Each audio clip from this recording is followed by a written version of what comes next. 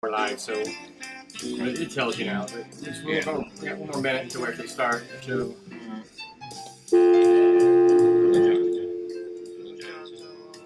Jon Zone. I was gonna do something while I was doing that already too. What was it? Shit. The number you have dialed has been changed. The new number is.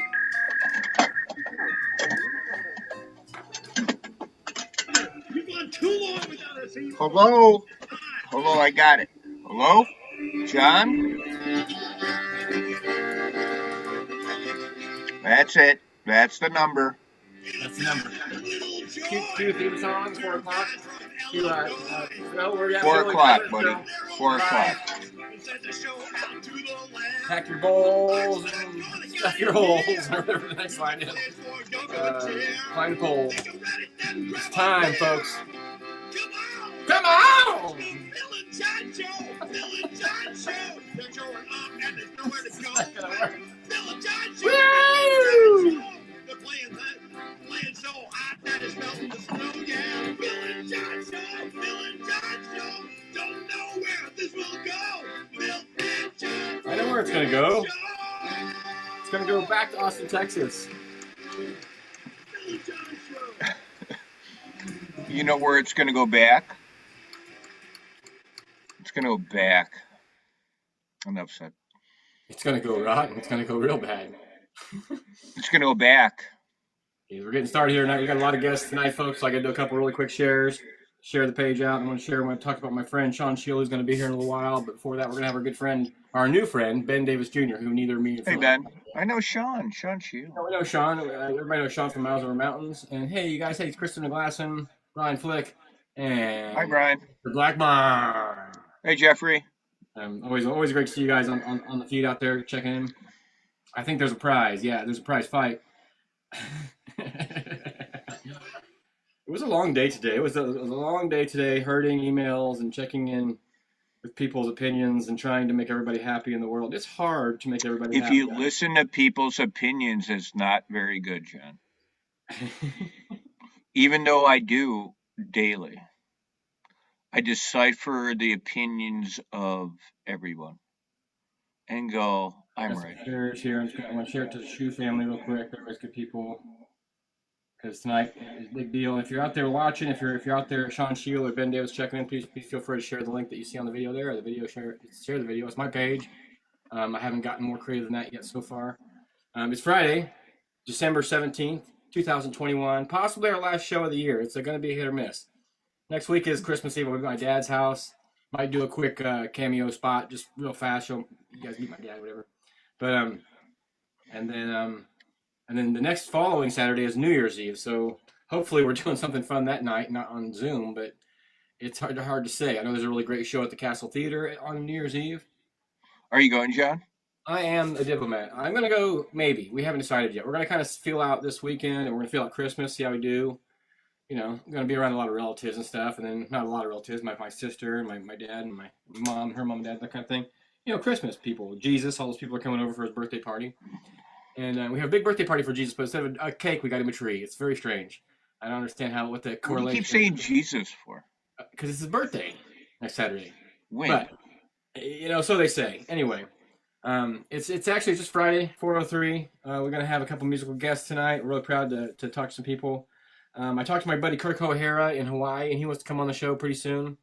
It's like noon there right now, so we have to get a hold of him someday early, you know, and have him come on the show. He's AKA Paint Mouth. He's the guy that paints with his mouth. It's just amazing. Okay.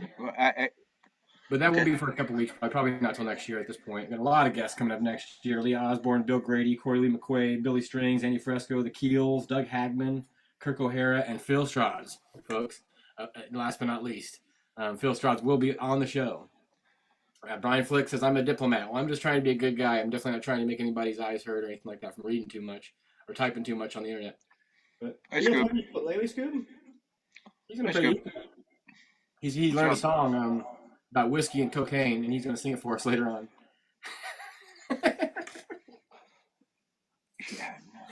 You want to hear a lick of it? You know, it goes. No, I'm gonna smash that thing. Go ahead.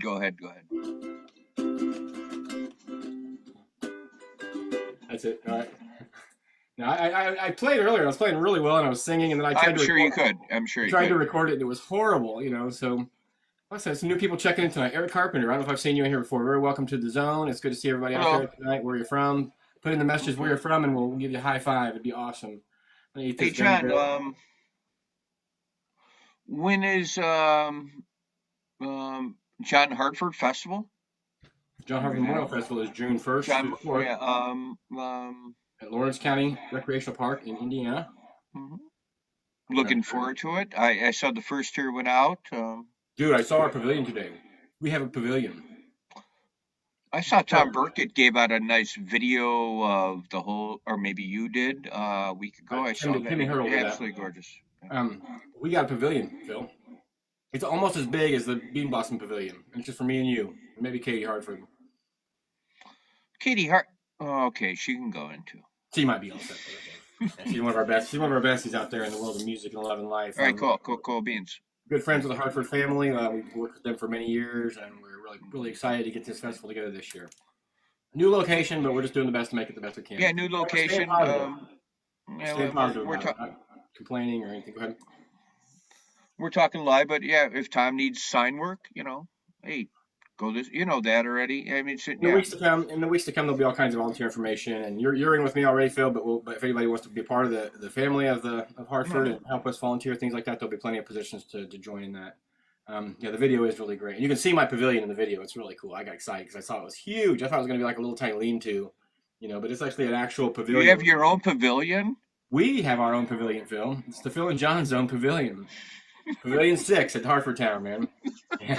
We have a number? And we're not with the rest of the vendors. We're in like a different place. So, oh, shoot. Eric Carpenter's from Seattle, Washington in the house, where all the streets have sidewalks, the women are beautiful, and the children are above average. And you're from Seattle, and what the heck's with the hockey team calling the Kraken? The Kraken. That's the name of their by the ocean. Would it be because they're right off the ocean? I don't know. What's the Tommy's Abstract World is checking in. Hey, Tommy Dean, if you want to check in with Harvard, hey, Tom. Hey, Tommy Dean. In a few weeks. Tommy Dean, I'm wearing your shirt. Woo-hoo. Hey, Tommy Dean. I drank out of his coffee cup this morning. I love Tommy Dean's coffee cup. Yeah, I love him. Yeah, I use it. I have a couple. Hey, Tom. I'll see you tomorrow.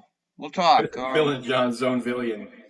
Yeah, it's gonna be. There are gonna be all kinds of activities. The Phil and Jon Zone Pavilion. We're gonna have special musical guests. We'll have special daytime cameos from rich and famous people, like people that were on fancy TV shows and things like that. Maybe the people that have been on our show. Heck, who knows? It's a bluegrass. So we're gonna have Big and Rich and Dolly Parton and Billy Strings. Dolly Parton's gonna sit right next to our table, man. Actually, her booth is right next to ours. It's pretty awesome. I can't wait. She needs her own booth. She is the sweetest. I'm gonna say that. Yeah, I've been to Dollywood in Tennessee. It's a beautiful thing. So one thing I don't have tonight. Hold on a second. I got it. I don't have my senses with me. I had a long day at work. I focused. I drew pictures. I painted. I had people come over yesterday. One of my favorite bands. I heard a song by XDC today. Yeah. Was it making plans for Nigel? Senses going. Senses. We are only making plans. And then No Doubt.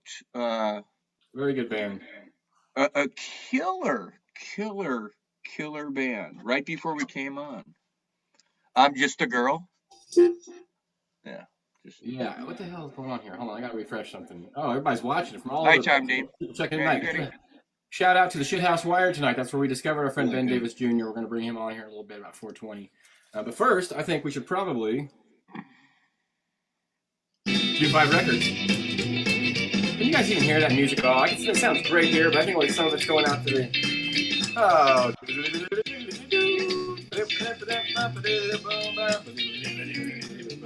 Hey, yeah. Okay. Hi, John. Welcome back, Phil. 5 more records, 87 weeks times 5. That's a shitload of records. That's a shitload, and I probably have doubles. After I looked at them, I go, no, they're not. And I go, yeah, I think I did. But anyway. We've shown a few doubles before. I don't care. There's no promise in 5 records. It's not like anybody's watched every show together. I mean, every show. So, thanking them. Sometimes it's just what we fancy that day, So here's a record I helped to do the artwork for, since I like showing that kind of stuff off. It's a band called the Band of Heathens, and the album's called Stranger. It's still in the plastic, so you can see the screen and everything. but it's just this crazy cool leaf design. Band of Heathens is a band that recorded their album with Cody, and when he recorded his live album in Austin, Texas, they were the backup band. And then because of that, I got to meet the guys and start working with them, and I've done 3 or 4 of their album designs with them, and T-shirts and Yeah. passes and stuff. So normally I don't do the design; I just help them with like laying it out. But I'm that kind of a guy. I help that stuff. So Band of Heathens, Stranger, brand new on the market, really good song called Vietnam on here, but really good. So check it out, man. You're up. 5 records, Bill and John. All right, we're gonna go with REM Green. One of the best albums of all time. Should we talk about the weather? I don't know. Yeah, I mean, You should stay in the place where you live. got to see them in Milwaukee before they were really popular. My buddy said you got to check out this band; they're gonna be really good. Now, they might have had their first album out, but that was REM, and look what happened to them. They're still around, but you know. But a lot of great music by REM. You're I up, think I John. had that whole album's in my head for sure. Yeah. This one here, double album. I've showed it before, but I just love this image so much. I want to show it again because Christmas time is for family. And yesterday we had an altercation of family where family was misunderstood, and people were trying to kick cousins out of the family. And I was like, Yeah. you can't kick your cousins out of the family. They might be weird cousins. They might bear different fruit, but they belong on the family tree. So even if you got weird cousins, the point of this album, Brothers and Sisters by the Own Brothers, is to take care of your family and look after your family, even if they're weird and sometimes they don't get Yeah, I have the same next weekend. right there in front of me. On my rafters there, I have like 50 albums hung up there. So that's I love that cover. You're up. Okay, we're gonna go with a little Bob Marley. That's nice. Thumbs I up. don't have any Bob Marley records. What? I don't have any Bob Marley records or albums. Well, I got some for you. I got something for you. I got more than a few. Bob Marley, great album, great cover. This is like 50 years old. Stop the Train, Blackout, Can't You See? Great album, Mr. Bob Marley. Can't you see? Can't you see what Bob Marley's been doing to me?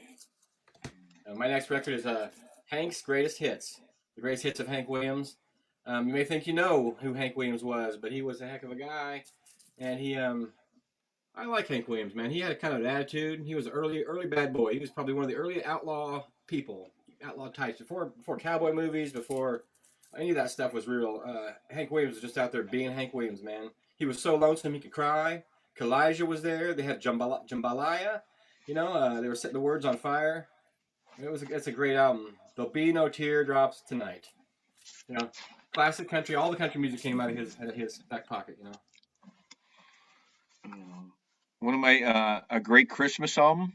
Number 3 is Black Sabbath number 4. No, we froze. No, we didn't froze. You're good. Black Sabbath number 4. You're still there. Keep going, man. Remember, folks, take care of your family. Ozzy didn't mean to bite the head off that bat. He thought it was. Yeah, but Thought it was a fake bat. I mean, they got the picture things which I love, and the band and the crowd. Hey, quit looking. Get off texting.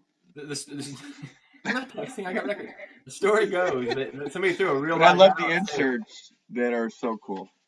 The story goes, somebody threw a real live bat on stage, but he thought it was a toy bat. That's why he bit the head of it off. And then he realized once it was in his mouth and it was wriggling that it was a real bat. So gross. Gross. I think more bands should eat bats.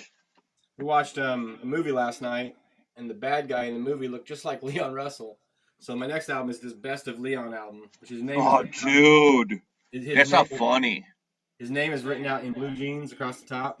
Best Leon. I love it. You talk about a good record. I mean, this is a good listening record right here, man.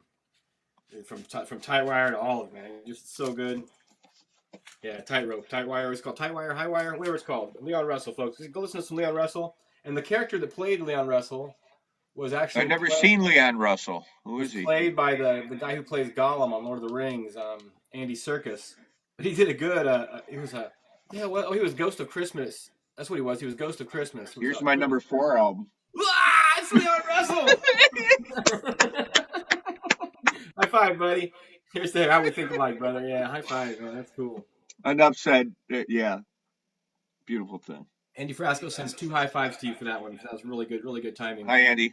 My fifth record. Maybe we should tag tonight. You should tag your favorite musician or artist in the feed, and what happens is see if they respond. I'm gonna type in his name first, so I'll be the first one to do it. Oh, he's not showing up. Never mind. Dang.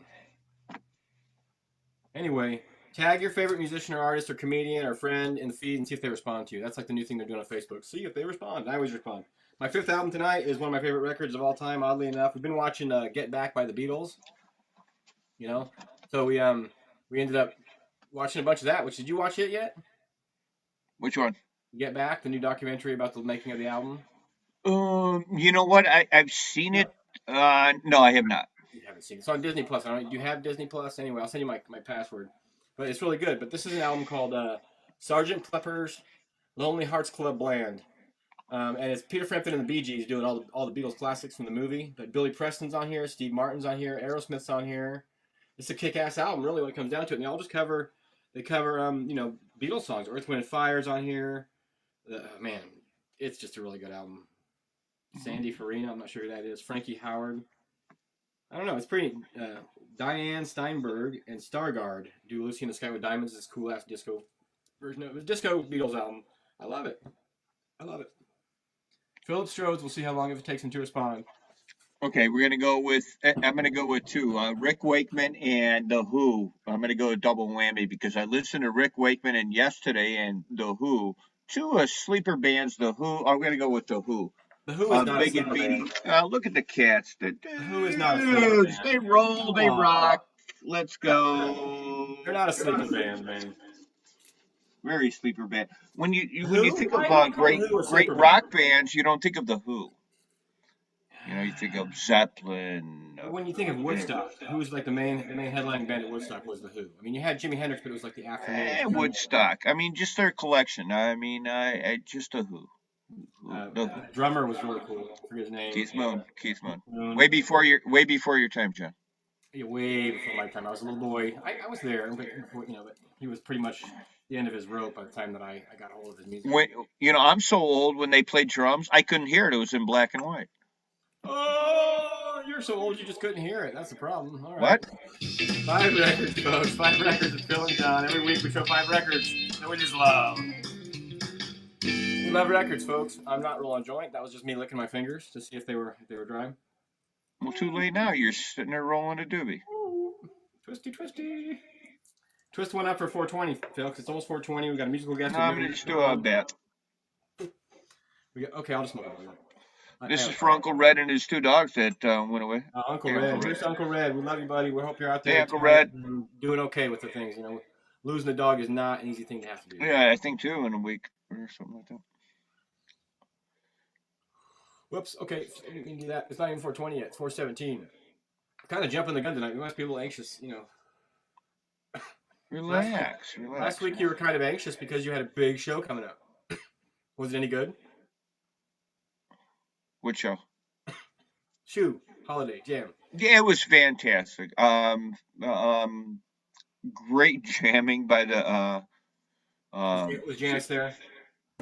Everybody was there. Good to see a lot of people there. At Martyrs. It's just overwhelming how many people. You talk to people for a minute or 2. And then you, not even 30 seconds. Hi, how you doing? And then it was fantastic. Being in the city of Chicago, which I'll be there tomorrow.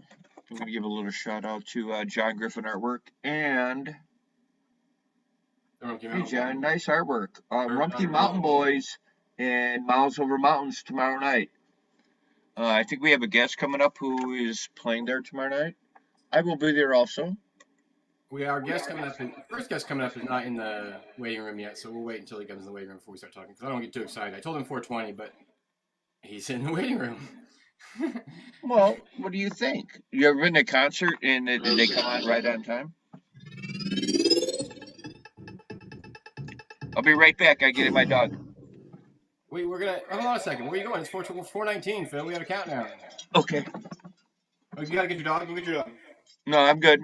He can wait. He can wait a few minutes. No! back the weed. Take back the cocaine, baby. Take back the drug. Take back the whiskey too. All right. Anyway, that's all I'm gonna do for that. We're gonna bring our good friend, our new friend, Ben Davis, into the room now. Do you need to go get your Okay. dog? No, go ahead. I'd like you to be here when he comes to the room, so I can pretend like he's not listening and we can talk like real quietly. You know. Give him just a second to get his stuff together. He's gonna click and click. He has Zoomed before.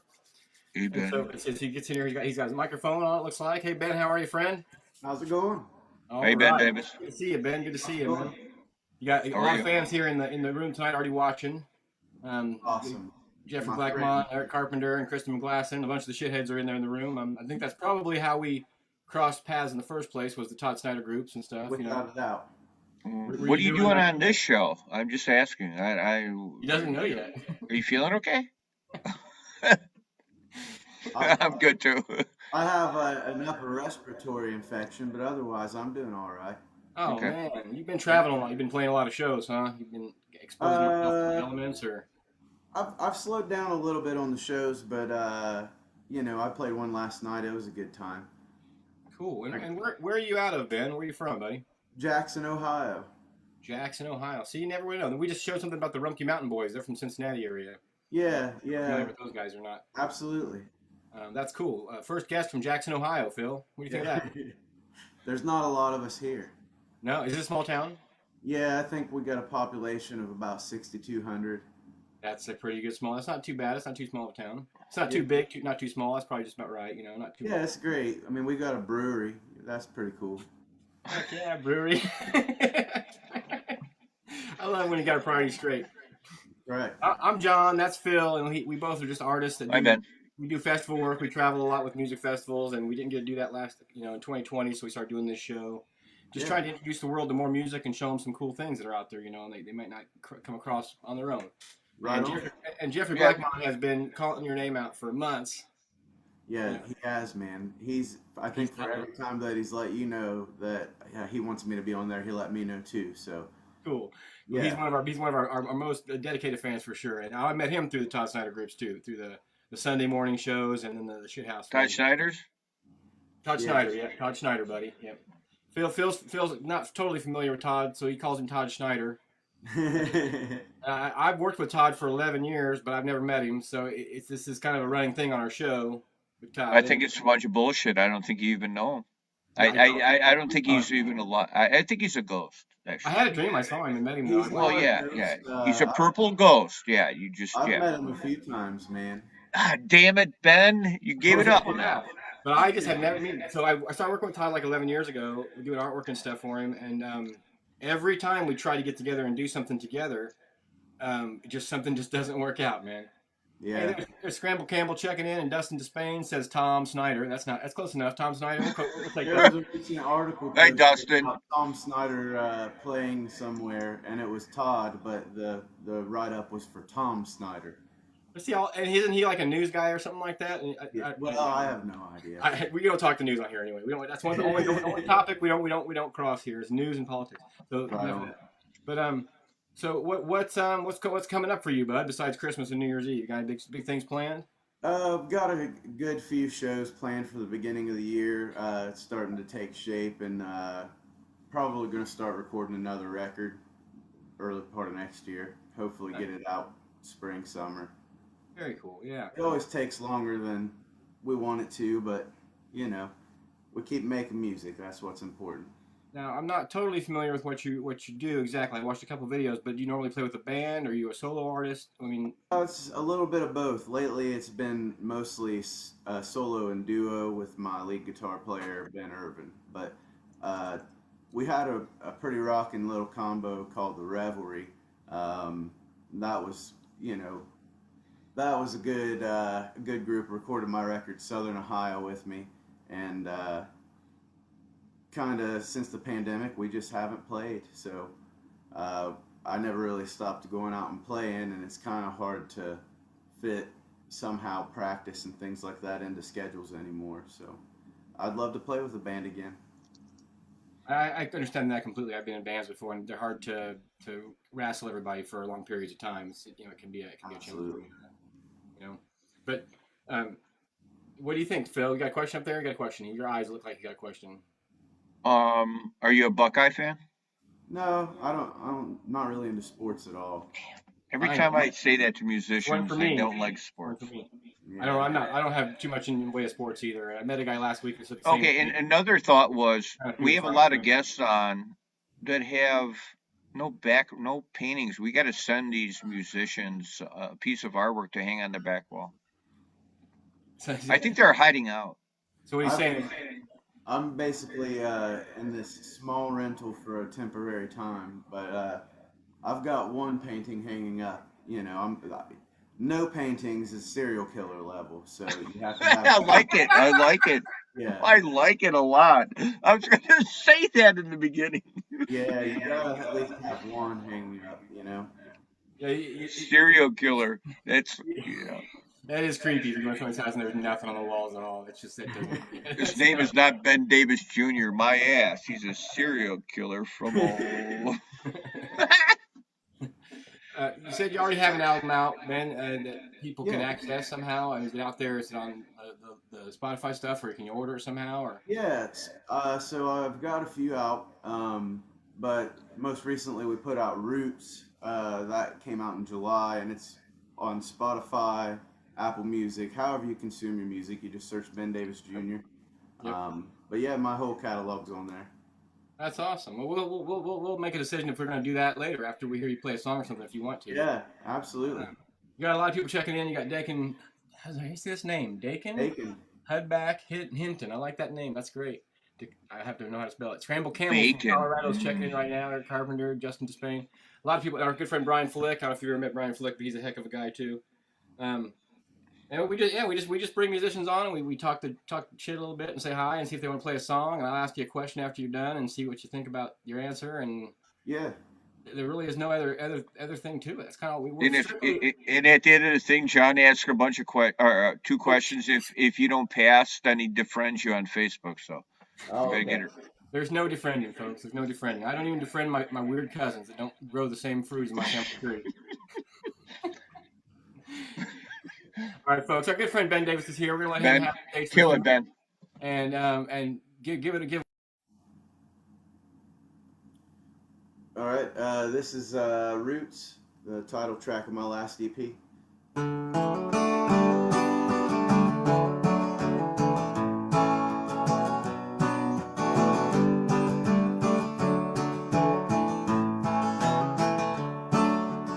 I've been thinking about something the last few days when I get to think about you in your loving way. It's been a little while, we've been knocking around. Think it's time to take you back to my hometown. I'm gonna show you my roots. If you and me gonna be in cahoots like a tree on the bank of the Ohio River, I'm gonna show you my roots.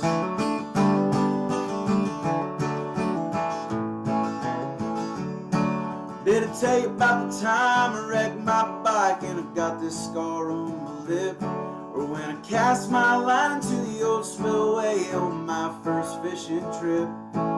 Did I tell you about the time I got lost in the woods, hitched my way back in to the town on the streets I called my own and did it all over again? I'm gonna show you my roots. If you and me gonna be in cahoots like a tree on the bank of the Ohio River, I'm gonna show you my roots.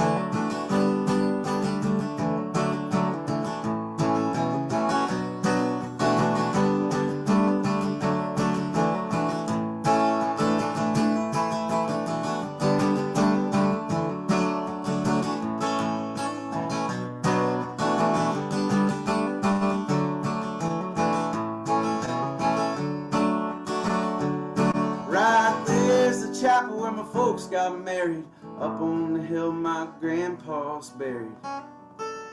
I'm gonna show you my roots. If you and me gonna be in cahoots like a tree on the bank of the Ohio River, I'm gonna show you my roots. I'm gonna show you my roots. If you and me gonna be in cahoots like a tree on the bank of the Ohio River, I'm gonna show you my roots. I'm gonna show you my roots.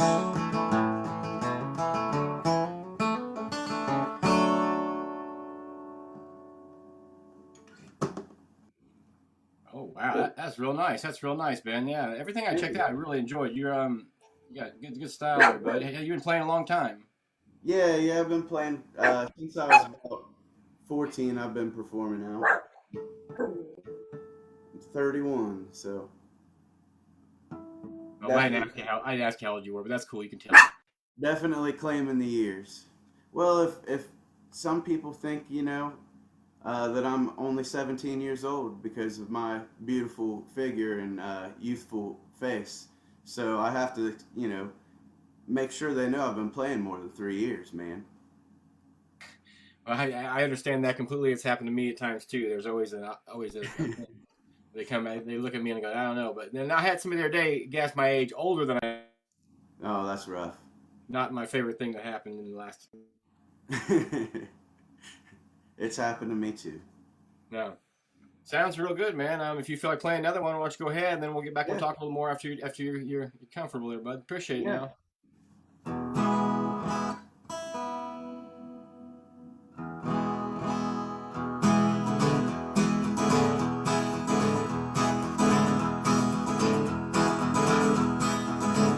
On the table lies an ashtray full of lies I've told myself.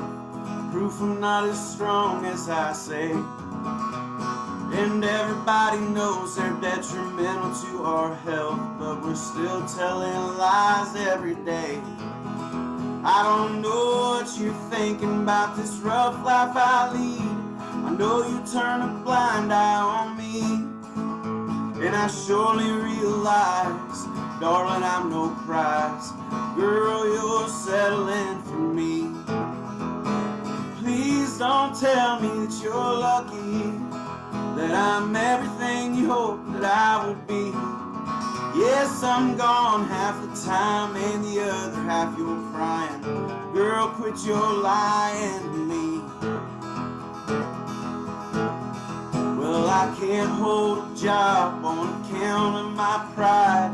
My bills never seem to get paid, and I keep all my thinking bottled up inside, 'cause I don't want you feeling afraid. Afraid of what I might feel without you by my side, fixing all my problems for me. But I can't keep it in, girl, I'm choking again on all of my shortcomings. Please don't tell me that you're lucky, that I'm everything you hoped that I would be.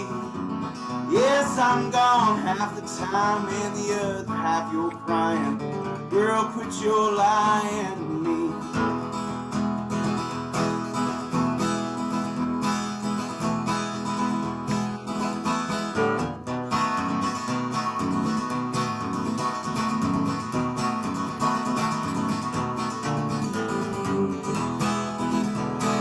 Please don't tell me that you're lucky, that I'm everything you hoped that I would be. Yes, I'm gone half the time and the other half you're crying. Girl, quit your lying to me. Yes, I'm gone half the time and the other half you're crying. Girl, quit your lying to me.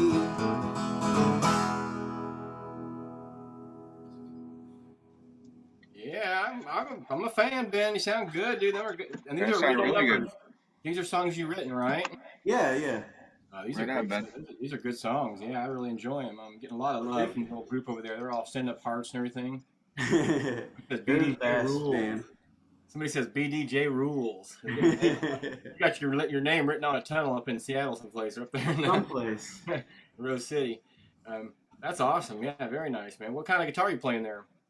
It's a Martin Black Walnut D14. Man, they sound so good. Those guitars just sound good.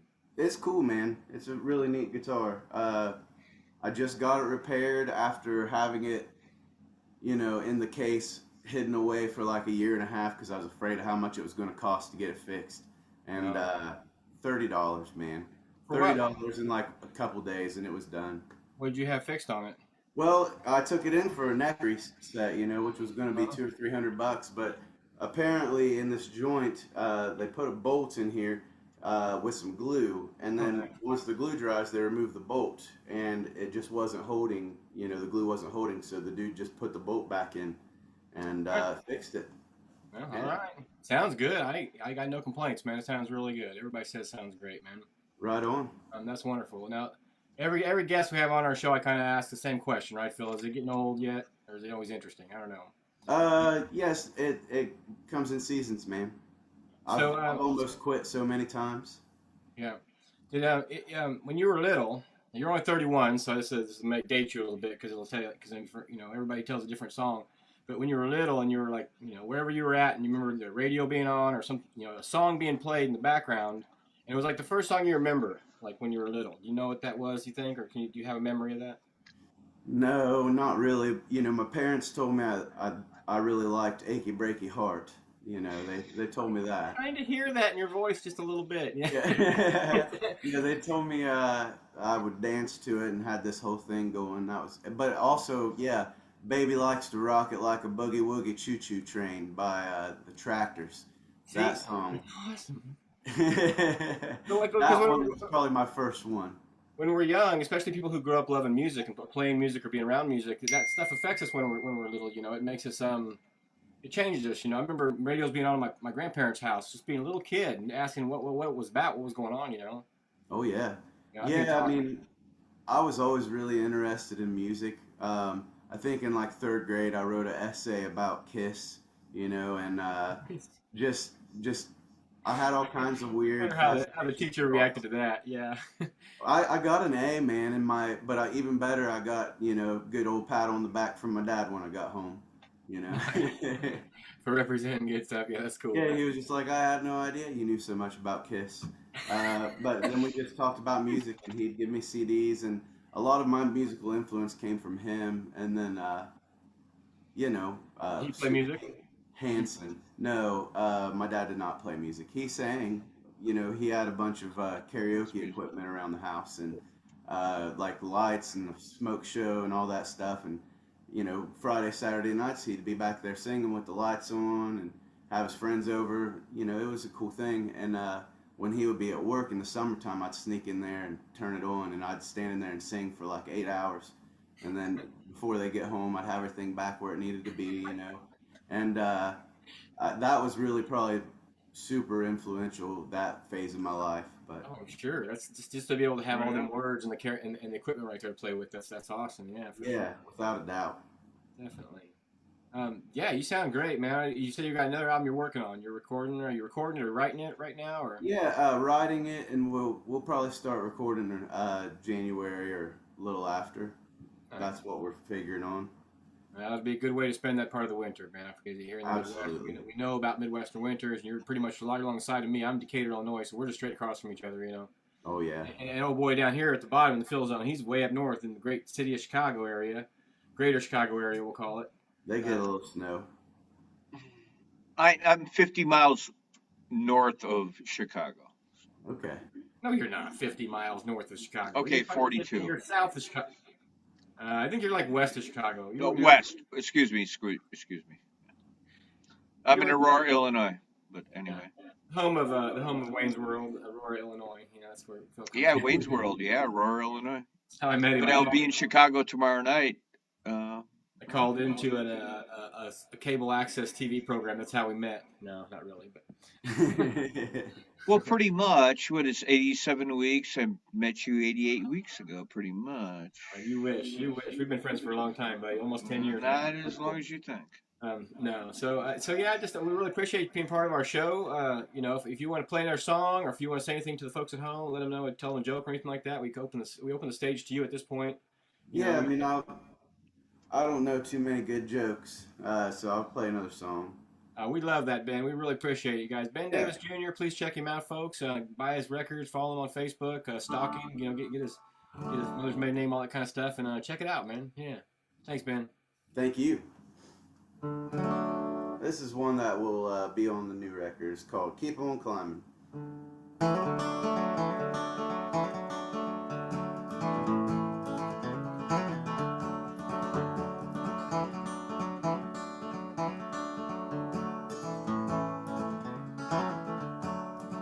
I've been climbing up this mountain for a long time, but I keep on getting farther from the peak. Every time it feels like I could get a little higher, the ground just seems to shift beneath my feet. But I've known this kind of struggle damn near all my life. Seems I'm always destined for the fall. But I wouldn't know a good time if it weren't for pain and strife.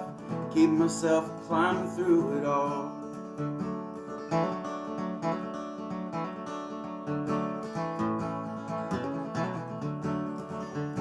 Once I fell so far I thought that I could never live, but I took a chance and dusted myself off. I took a look real close what this life has got to give, and I started headed right back to the top. Every now and then I tend to stumble again on rocks and roots and things along the way, but I keep myself moving like an old rolling stone, thankful that I got another day. But I've known this kind of trouble damn near all my life. It seems I'm always destined for the fall. But I wouldn't know a good time if it weren't for pain and strife. Keep myself climbing through it all.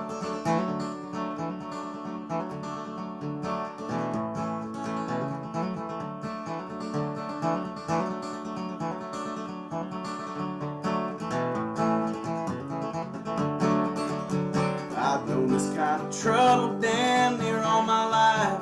Seems I'm always destined for the fall.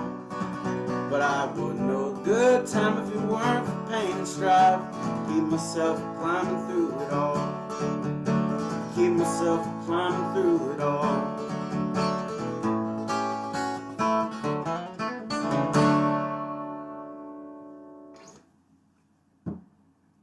Wow, that sounds really good, Ben. Thank you, man. That's really Thank nice. you. Really nice. Thanks for having People me. checking in. Somebody says, "Holy fuck, Ben Davis rocks." That's Teresa, our friend Teresa Johnson Cardini. Oh yeah, I love And Teresa. and then what else? Somebody said here, "We love you, Ben." Eric Carpenter. Airplane song says Justin Despain. Hey, you got fans out there, buddy. You got people following you, and it's well deserved. You can tell. You got your talent. That's how I enjoy it, and I think Phil likes it too. We'll have to ask him, but After you unmute me, yeah, it was great, Ben. Thank you very much, Phil. I have it on the deck and up in the kitchen when I leave the. Yeah, he broadcasted to his whole neighborhood there in Aurora. pretty much. That was great stuff, Ben. We did a Thank you show at very his house much. one time, and his neighbor brought us a bottle of tequila that night. So yeah, he has a nice neighborhood. Yeah. That It sounds was nice. like my dog was telling me when I let it outside. He's like, "Man, why can't you play, Daddy?" I said, I let it for professionals. That was a beautiful thing. The thing about that's who me and Phil are. We make art for music because it takes both of us. It takes the music and the music lovers to make it all work. Absolutely. So for sure, we appreciate you doing all this for us, Ben. People checking in, they love you. You can see it out there. If you can feel it, hope you feel it out there. Hope you have a great holiday season, man. You too. Thank you so Anything much. else you want to ask him before we let him go, Phil? Um, keep doing what you're doing, Ben. Happy holidays. Keep jamming. Much love. Thank you for being part of the Phil and John Zone for sure, man. Yeah. Thank Thanks you for for. coming I'm on. glad I finally lined up. Yeah. Anytime. Thank Tell you, your Ben. friend. All right. You guys take. Oh, I didn't mean to cut him off. I put him in the waiting room. He's down. That was cool. Well, you're good at cutting. You've cut me off before. Phil, are you gonna start this now? I can't deal with your criticisms tonight. Thank Ben Davis Jr. for coming in. Thank all the shitheads for checking in. All the people that are out there tonight watching Ben Davis. We have another guest coming up here in a little bit. His name is Sean Shield and Friends, and he plays in a band called the Miles Over Mountains.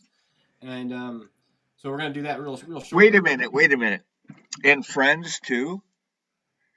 Oh, well, he said us because in his post he shared it said Miles Over Mountains is going on tour, but tonight we're going to be on the John and Philly Zone or what have you not. So Yeah, I'm super psyched. our buddies from Chicago that are the Chicago Northern Illinois area. We'll just say they're from all around yonder plateaus. Yeah, I'm looking forward to see my friend and friends. Hi, John. Okay, I'm gonna cue up a quick break here for us, Phil. Play a little music video from our past, a blast from the past when we had our good buddy from Santa Cruz on the show, Jim Lewin. I don't know if you remember him. He was in Great American Taxi and always has been. We love our friends in Great American Taxi. We're looking forward to seeing them next summer at some point in time. And let's just Yeah. see what Jim has to offer here. Remember this was our 11th show, and he was an 11ist. So we talked about 11, and there was 11 letters in the words Led Zeppelin. So it was a Led Zeppelin night. Remember that? So like, check What it out. day is today? How can I remember everything? Go take a pee real quick, dude. Let them listen to some jams, and we'll go. We got 5 minutes station identification. All right.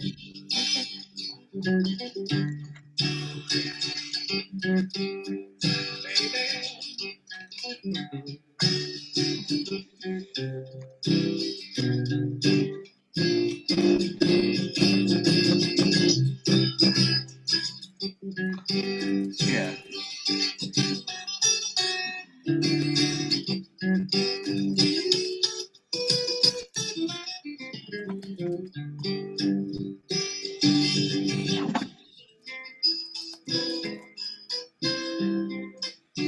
Are we live? Can we hear? We are live. Yes, we're live.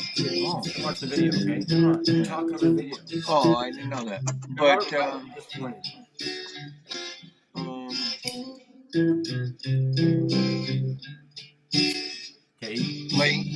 laying in the lounge here early this morning, thinking of what you have done for the Phil and John Zone and the guests we've had on, musicians, John. I just want to say thank you. Yeah. Yeah. I mean, yeah, Jim. Yep. David Triller. We'll come back to David Triller at a time. So that was our good friend Jim Lewin from the Great American Taxi there, doing what we call the Led Zeppelin Boogie. I just made the name up for that. But anyway, he totally tore it up. Our friend Sean Shield just stepping out for a smoke, then he's going to check in on the show with us here in a few minutes, so please stay tuned. He's having a smoke? Is there a Miles and Mountains page, or Miles Over Mountains page? I can't remember. Yes, there is. There is a Miles Over Mountains page. I'm going to share it there. Sean has it. We'll share it there again anyway. So yeah, we appreciate when everybody shares the show. That's how people get to know who we are. We don't want to be famous, and we just want to have fun and see our friends. I can't find a page. I don't know what it's called. But the band. I just watched them. No, we want to be semi-famous. Mississippi John Hurt is what's up today. Smoking a bowl and chilling to some blues. I like Mississippi John Hurt. He's awesome. I'd like to see the Ben Davis Band too. Somebody commented about the Ben Davis Band. I bet that's really good. Yeah, that was great to have him on the show. Very, very, very great. Yeah, Cody. They opened up for Cody a couple months ago. See, I missed that show. Hey, where'd Phil go, man? I'm here. It's okay if you gotta go.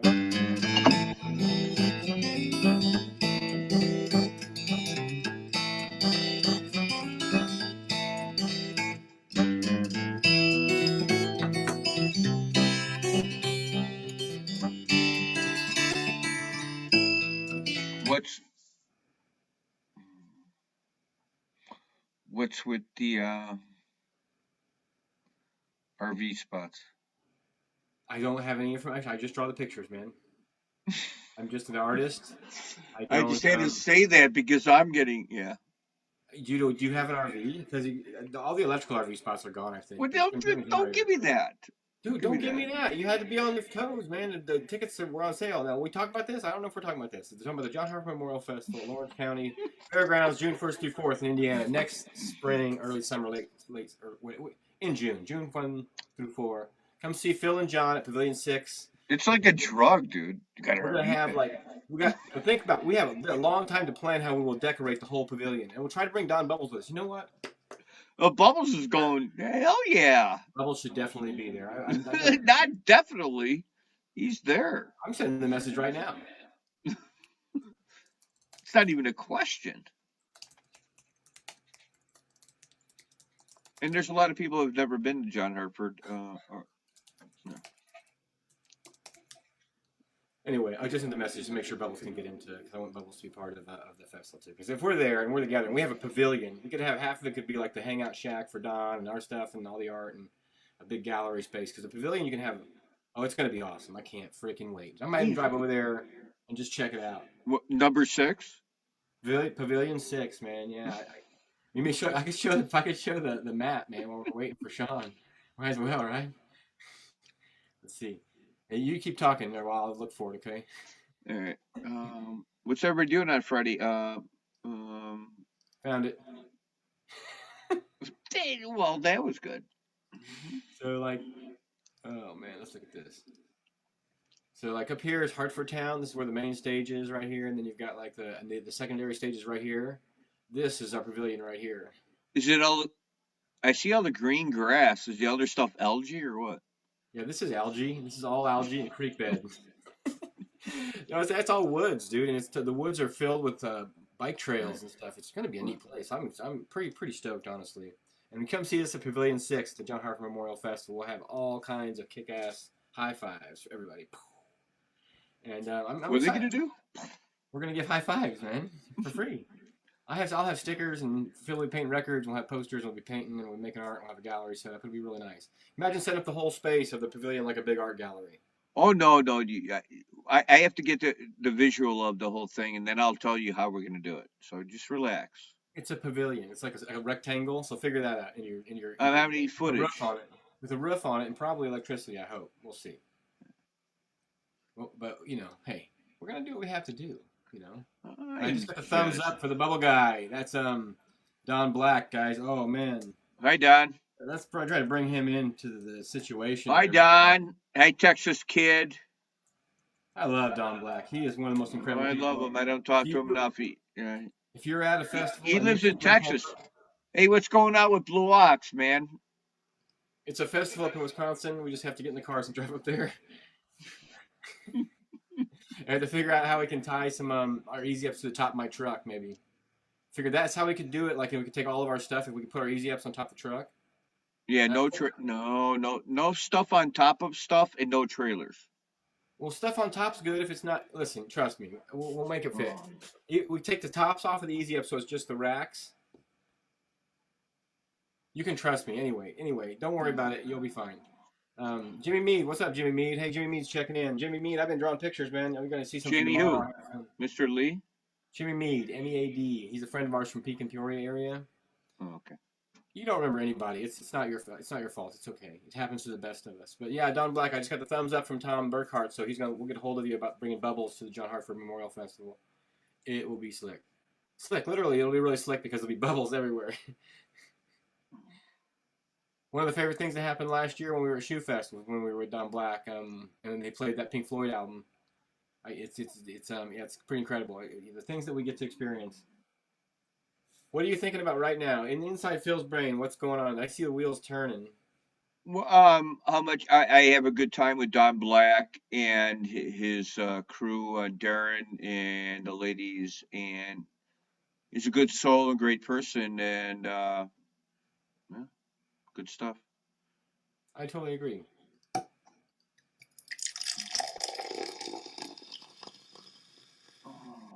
I'm out of beer. I'm waiting for all I have is. Get one out of the fridge. Just go grab one out of the Thank fridge. you very much. I don't feel like drinking bourbon right now. I want a beer. I got. But What? What was I thinking about? Great music. I got a PSA. I got something from you today, and I'm You got really mail? bad. I'm not gonna do. I got a package from you, Mr. Griffin. You didn't open it yet? No, I did not. I got it today. Well, that's perfect. That's the next segment Well, of the show. yeah, Man. but here's the thing I don't like. You're not paying that much to ship something to me, Jack. Time to open Phil's mail, folks. No, look at that. You can't open it. Open the mail. Look Phil. at it. It's artwork. I have to have a. Well, let me put you on the big screen here. Hold on. Okay, here. There we go. I want to see you open it. Let's see your face, everybody. He's opening it. This is my Christmas present to Phil, my good friend.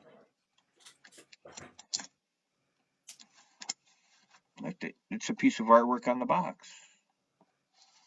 You can keep it, or you can ship another record back to me in it, or something like that. Figure we can send the same I'll box. keep the box. We should send the same box back and forth like 100 times. Why, you need an album? You got any on your wall? You just said you were going to give me some albums. Well, I got Record. need a lot more than that, Jack. I need about 4 times 5. I need about Oh, 60 more of your records to do my whole ceiling. oh, I love the watercolor. Oh, I forgot. There's painting in there too, isn't there? Nah, Happy Christmas, brother. first thing I see is the watercolor. Reminds me of my grandpa. I'm gonna put in the frame. That's why I did that when I was in Hawaii. Yeah, it's fantastic. It's something I saw, I do believe, on our show, and I really dig it. Reminds me of It looked better with the light on. yeah. Okay. Well, sort of. It's depending on where you hold it. There you go. There you go. Anyway, yeah, it's just a little something I did for Phil. Actually, I didn't really do it for you. I just found it on my desk when I was putting your package together. I put more stuff in there, so It's not for me. Nah, it's for Laura. Sorry.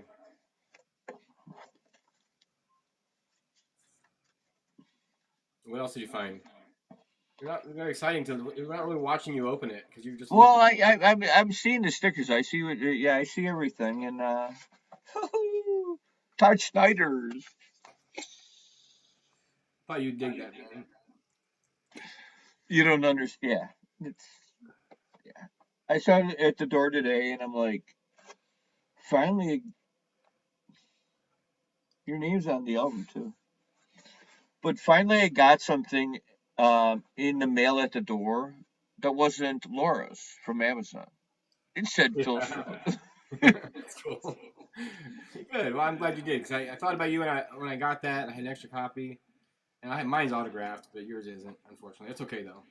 Well, I just want to say thank you, John.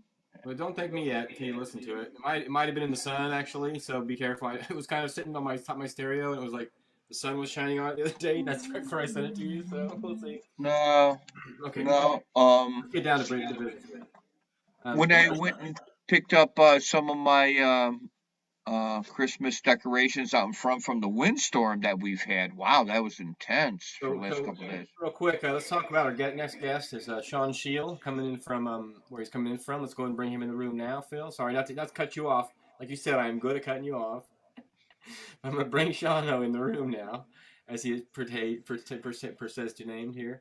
Hold on, let me get the room up here where we're all seeing everybody. Okay, there we go. What's up, Sean? How are you, buddy? Oh, I'm doing all right. You hear me okay? We can hear you. Yeah, it sounds pretty decent, man. Yeah. What's going on with you? Cool. So I've got I can hear what we just said about 5 seconds ago looping. How do we fix that? I don't know. Is it that original sound button? Did you find that? Original sound. Sorry about the hold up here. There's no. Hi, Sean. You should see Phil the first 47 weeks that we did the show. Turn on original sound. That changes something. I mean, but to be honest, I don't know much about it myself. You sound. He sounded good, but he echoed at first. All right. Yeah. So now I have original sound turned on. It sounds good. Here it sounds good. Do you hear like a crazy echo of our voices overlapping like a Let me try something else. dubstep record? How about now? I check 1 2, check 1 2. Microphone check. Go ahead, Sean. Talk. How about right now? Sounds good to me. Great, yeah. Go ahead, Sean. Okay. And there might be some bit of echo. Sometimes. Shit. I still got an sometimes- echo going on. I can hear where I asked how about right now a second ago. Sorry, I'm messing this up already. No. Sometimes you'll actually hear Phil's sound coming through his speakers, back through his microphone. Don't blame me. So sometimes it just depends on if he talks and when he talks. This is like a CB radio, okay? This is basically but we're all holding the button down at the same time, always. So you're not holding anything up. So it's very good to see you, my friend Sean from Mountain Road. How are you, Mike? How are you guys too? Oh, you know what? I think I figured it out. Give me 1 second. You're late. You know what? If anybody can get past the option. Oh, guys, I got it. I've got us playing on Facebook. That's the problem. I was listening to the podcast before. All right. Problems. There you go. See, it's like, is your radio turned on, ma'am? They used to say on the. It kind of felt like one of those moments. The FM modulation was double. It was overlapping. Hey, Sean, you look very dapper tonight. Oh, well, thank you, Phil. How are you? I'm doing okay, buddy. How are you tonight? Fantastic on a Friday night. Can't wait to see you tomorrow night. Yeah, glad to hear you're coming out. Yep. Um, full band. Pete gonna be there?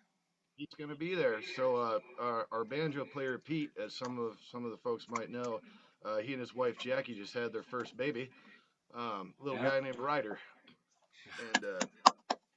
and and yeah, and man, it didn't take me an hour to start coming up with the jokes. Like, okay, so I know you Ryder Smith, uh, little low Rider Smith, Rider on the Storm Smith. You guys got any?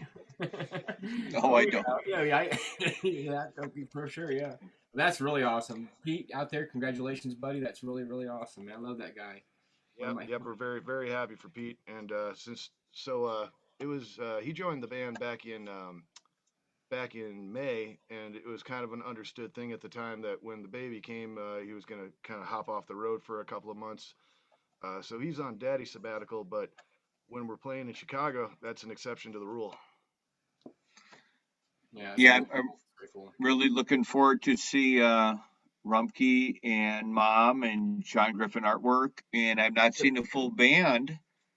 I know you were at Blue Ox, but I didn't get to see it because I was a vendor there. But I'm looking forward to see the We full saw them band play. tomorrow night. We saw them play at Blue Ox, didn't we? Or no, you guys played on that wood stage during the day, didn't you? We did, yeah. We were Friday afternoon at like 5, I think. Yeah. See, Because so we're at the festival wire. doesn't mean we see the bands. No. No, it doesn't. Just because I made a poster for it doesn't mean I get to go. Unfortunately, I won't be there tomorrow night. You don't make posters. You're full of baloney. I think I made that one. Yeah. For a second, I thought you were roping John into it for tomorrow night. I thought I'd get to see both you guys. I wanted to come up. Yeah. He always wants me to come. I want to go to everything. I wish I could. I don't think I'm Yeah. doing as much as I want to for sure. But that sounds really cool though. And Don't worry, man. Phil, I assure you, Phil will hug me hard enough for the two of you. oh, I agree. I agree. Yeah, he's definitely good for that for sure. Yeah. Yeah. Sean is one of my friends in the music scene that adopted an old man that is a great musician and a great soul back in the day from Mackey's when he was playing Sean Shield music before Miles Over Miles. But anyway, I just want to uh, I miss Sean. I saw him last week. I just saw Sean's a great guy. That's all. He's right here, Oh, buddy. thanks, Phil. He's on the show tonight. Um, I know. there's yeah. The first time I saw Sean, you were playing. I think you got pretty long hair and you had a 12-string guitar around you, probably. Yep, Yeah. yep. It would have been the kind of hair that like a lot of people remember me as having dreadlocks, which I've never had in my life. But it was I just don't remember dreads, but you no, had. it was just super messy hair. Some people remember it as having been dreadlocks. And that was at Nippersink, and that was actually where I met Phil at. Was it Nippersink? Right. I But know that Well, I second time. was at Nippersink, yeah. but it might have been in Michigan at South Haven because I have a poster of Sean Shield over there. I'm not going to take it off the wall with him and his dreadlocks. So he doesn't have dreadlocks; he's just messy hair. Yeah, I think Laura posted something. Anyway, I remember the poster. uh, Do you still play 12-string guitar ever? Just out of Um, curiosity. I do. As the band got more and more busy, my solo stuff kind of just became more of like, my local thing that I do on a Tuesday night at, whatever residency gig, that kind of thing. I still have my Blades 12 string made by Josh Blades out of Bella Vista, Arkansas. hey Um, Josh. yeah, and sending Guitars are love to awesome. him and his family, of course. Yeah, LJ. Um, Laura, Josh, and the kids. But regrettably, it's been a less and less thing in the last couple of years. My heart is still certainly with it, but I don't know when I feel the compulsion to play some auxiliary instruments, I find myself landing on a bunch of different things. I've been spending a lot of time in the last year on uh, good bit of banjo. Started playing some cigar box slide guitar, a little bit of lap steel. Most recently, the penny whistle, which no one's heard me do it yet because it's not an instrument you want to listen to someone learn. It's hard to mic. Yeah, penny Yeah, whistle. well, and After, I'm pretty apt at the vibraphone instruments like guitars and such, but this is what you'd call an aerophone instrument. and I've hardly ever played one of those before, so it's new mechanics and everything. The only reason I'm learning it is because there's a I mean, I could call it an Irish song, but I wrote it. It's a song called Giant's Causeway. It's going to be an instrumental off the next Miles Over Mountains record, and it's the most traditional Irish sounding thing that we've ever done. And I was driving around a couple of weeks ago, I think, listening to. You guys remember a band called Cadillac Sky? No. Sounds Oh man, familiar. I don't remember them. kick-ass bluegrass band. Some of those guys wound up being in Mountain Heart and actually in Special Consensus a little bit after that. But I was listening to a song of theirs where like it got Celtic-y, and then like near the end of it, all of a sudden there's penny whistle and there's Uilleann pipes. Uilleann pipes is like the Irish form of bagpipes, but it sounds pleasant. Imagine bagpipes, but you're happy. Um, and I was like, man, it'd be so. Okay, yeah. Scottish people are like, what? Oh, this is a Mick versus Mac situation. Sure. But anyway, I was like, well, I don't know if I can learn some Uilleann pipes very quickly, but like shit, maybe I could learn a penny whistle. So I bought one online, and I actually go down to well, I'll get some catch up on this, but I haven't been living at home for quite some time. I've been squatting at a family member's house, and down the street from here, my grandfather passed away a couple of months ago, and the house is still there. Uh, and I've been enjoying being down here, so it gives me time to just go there and kind of soak the place up and enjoy it before it leaves the family and goes on to its next life. But anyway, that house is empty during the day, and when it's time to practice the penny whistle, I go down there because it's empty. Nice. It'll sound good by the time that I let someone hear it, but while I'm figuring it out, it's I try to find some alone time, and it's very very freaking loud.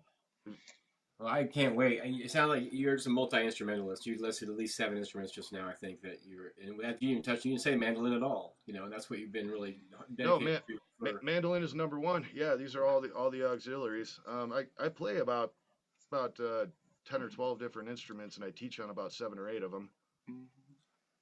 I like the story, Sean, about how you old and you give it up, and then that's where it was, and yeah, I like that story of how you put it into perspective. Maybe I'll have their song in the green room tomorrow night.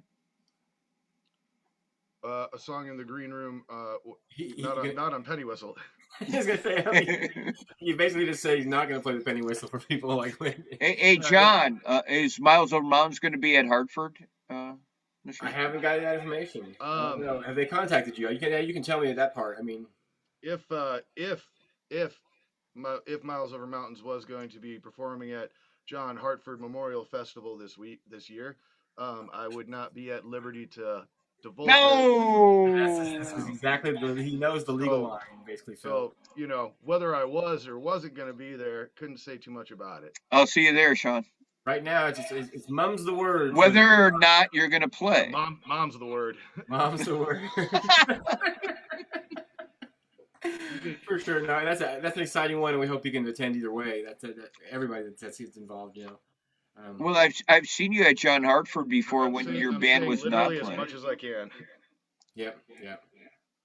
You should play as much as you can. You enjoy it. We enjoy you guys playing. You're playing. No other Mountaineers tonight with you. It's just you tonight on the interview. It almost sounded like I heard the confusion about that earlier when you guys were like, well, and friends. So I did say us in my post, but I was like, oh, tune in and hang out with us. I meant, us three. The us could have been Okay. playing shows. It was all It was, anyway, we got The royal we. tell Phil that we're disappointed. That's all. That's the only message we have to pass on. Phil knew that before we got on here. Yeah, good. Anyway, that we'd be disappointed, or that. Yeah. No, I'm not. No, it's because there's never there's always an us. It's like when I see Sean and the gentleman from Miles Over Mountains, it's just a half-day experience. I might not see him in a months or whatever. They're just great gentlemen, and it's just a good thing. It's a good vibe, and it's fun. Oh, Phil. You guys are. I mean, You yeah, go on. really. Yeah. Right, Sean, Caleb, Phil, No, Pete. something about that I always say with musicians, the friends we have, how lucky we've been to meet so many good people and actually become friends alongside of learning the music and being part of the music. There's been a friendship that's grown along the way too. And now we do art together and stuff, and work on shows, and I don't know. We're lucky, Phil. We're just lucky, and I Sean. mean, yeah. I mean, completely lucky, to the sense of, they put up with, whatever, but yeah, I mean, I can honestly, yeah, yeah, good people. Anyway, I love Mom, and I can't wait to see him tomorrow night at Bourbon on Division, with Rumpke Mountain Boys, and Steve Contreras is, part of it or whatever. But John Griffin did the artwork. I'm having some artwork down there. Um, Here's a This is Rumpke Mountain Boys and Miles Over Mountains for tomorrow night. teaser. Hey, nice. I like it. No, no. Um, And so here's another as you were Miles Over mentioning, ooh, another freshie, nice. Yeah. Well, okay, I feel like we ought to derail for a second here and tell a quick side story about the Sean album. We should definitely derail. Let's do that. Okay, so uh, as you were mentioning a few minutes ago, some of the people listening, if they know me from Miles Over Mountains or don't know me at all, might not know that I used to prominently play as prominently. That's not the right word. Commonly play as a solo artist. And that's how I met both of you guys. That's how I met most of the people that I know in the scene these days, especially my longer standing friends. So Phil would naturally, as he's want to do, he'd make some records that said Sean Shield on them. And then one day I was at the John Hartford Memorial Festival, as we're mentioning a moment ago. I want to say this part's not important, but I want to say 2013, 14. It was 14, and I was standing in his booth in the middle of the day looking at stuff, and there was a record that said Sean, and so like I was like, okay, what's he getting at here? Because like it's not the first time that I've seen something Phil did and I scratched my head. And I'm like, well, let him explain. Give it a minute. And I'm like, what's up with this Sean? He looks at it and he's like, oh my god. He's like, that was supposed to say Sean Shield. And now, had he just written down my first name twice, that'd have been one thing. But he had to stencil it in, or however you go about this, and then paint over it, and multiple layers of acrylic paint. Like your eyes had to have glazed over this 60 times minimal, I think he needs before. better ventilation where he works in this little room he works in. He might need a fan or something blowing sometimes. Yeah, maybe you need to open a window. So anyway, he gifted it to me right then and there, and for years I had a Sean record hanging in my garage, and I would have people over and they'd ask about it, and I got to tell this story every time. Yeah, that's a good one. Ruthie has brought it up also. Yeah, Ruthie she was there. yeah. That's not the first misspelling yet. It was a Sean. Yeah. Oh no, that's definitely not the first misspelling. I wouldn't Well, the think. old salt. Yeah, there's a bunch. Yeah, Well, I'm there's a used to bunch. people spelling the name Sean incorrectly, but spelling it correctly, excuse me, twice. That's a new But one on me. Do you have the but record, Sean? mm, yeah. Do you have that record? I do, but not with me at the moment. Yeah. As I was saying a couple minutes ago, so I live with my brother Brian, who I believe you guys know, Hi, Brian. and anyways, he and his lovely girlfriend Melissa, Hey, Melissa. they're renovating their house completely, like down to the boards. It's an unlivable place. So we live in Wonder Lake, which is where you were asking where I was coming from earlier. I'm in Wonder Lake, Illinois, over by McHenry, over in Mackey's Hideout neighborhood. And this is the town that I grew up in, and my family is we're a big tight family. There's a lot of us here. Most of us live on the lake. When I say us, I mean them. I don't have a house on the lake, but anyways, there's renovation going on at my house. Brian and Melissa went to stay with one aunt and uncle on the lake during this, and I went to stay with another aunt and uncle. Uh, they kind of bounced between their house and Florida, so I was house sitting for a little bit, and then they came back, and I just sort of didn't leave. Um, so, anyways, I'm squatting at my aunt and uncle's house, and I have been for a couple of months, and so I only have what I brought over to exist with. Sure, sure. Yeah, you So little extra things like like anecdotal things like my Sean record aren't with me, unfortunately. I'm a little disappointed, Phil, actually, in this guest. Mm. I didn't think that somebody would have such disrespect for you, Phil. You'd think somebody would prepare for this shit. Can I say shit on here? Oh, you can Probably fucking more say shit if fire you words want get to. said. Oh Jesus! Uh, No, it's his birthday in a few days. But there's anyway. I don't know if you are up there would like to play music tonight. It's up to you. We didn't really discuss that. I just bring it up in conversation generally to see if you'd be prepared for something like that. But if you wanted to, we would open the stage up to Sean. you want to play something, Sean? Yeah, I could play something. How much time we got? You guys want to keep yakking for a minute longer? We have no limit on our time except We have for no limit. when Phil passes out or the internet stops working. I ain't pissing out on no internet. No, that's a different. Not this Friday perhaps. But anyway, no, there's no stretch. There's no hurry either. If you got an anecdote or something to talk about, I guess I could ask a question. I'll ask your Yeah. question. Have you heard the question? Yeah, I got questions. I got a lot of questions that You I are think about. questions. No, you ask them first. Go ahead. Yeah. What? Take it to HR, okay? Yeah, really. What do you guys want to talk about, man? Kansas City Chiefs, the Russian economy. I got some. I got useless opinions on things that don't matter. We're not too fond of opinions. I guess we all have them, but no, there's I don't know. What do you know about the Russian economy? We're not really supposed to talk about the news or politics. That probably might cross Oh, over into that. yeah. I'm actually That's not the much only of a rule. golfer. I was kid. I was just trying to think of something random, and those were the words that You came out. you were golfing for random. I like golfing for random. Yeah, I might have gotten myself in a hole there.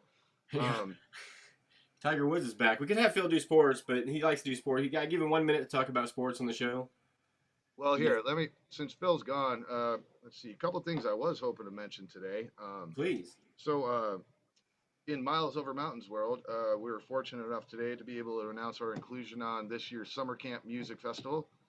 Um, we'll be down there that'll be over the weekend of May 27th through 29th in Chillicothe, Illinois. But I'm pretty sure everyone listening knows about that. But this is the first time that Miles Over Mountains has been included on the festival in our 7-year history, and we're just stoked to be going down there. I got to play there once years ago when I was a solo act, and that was 2011.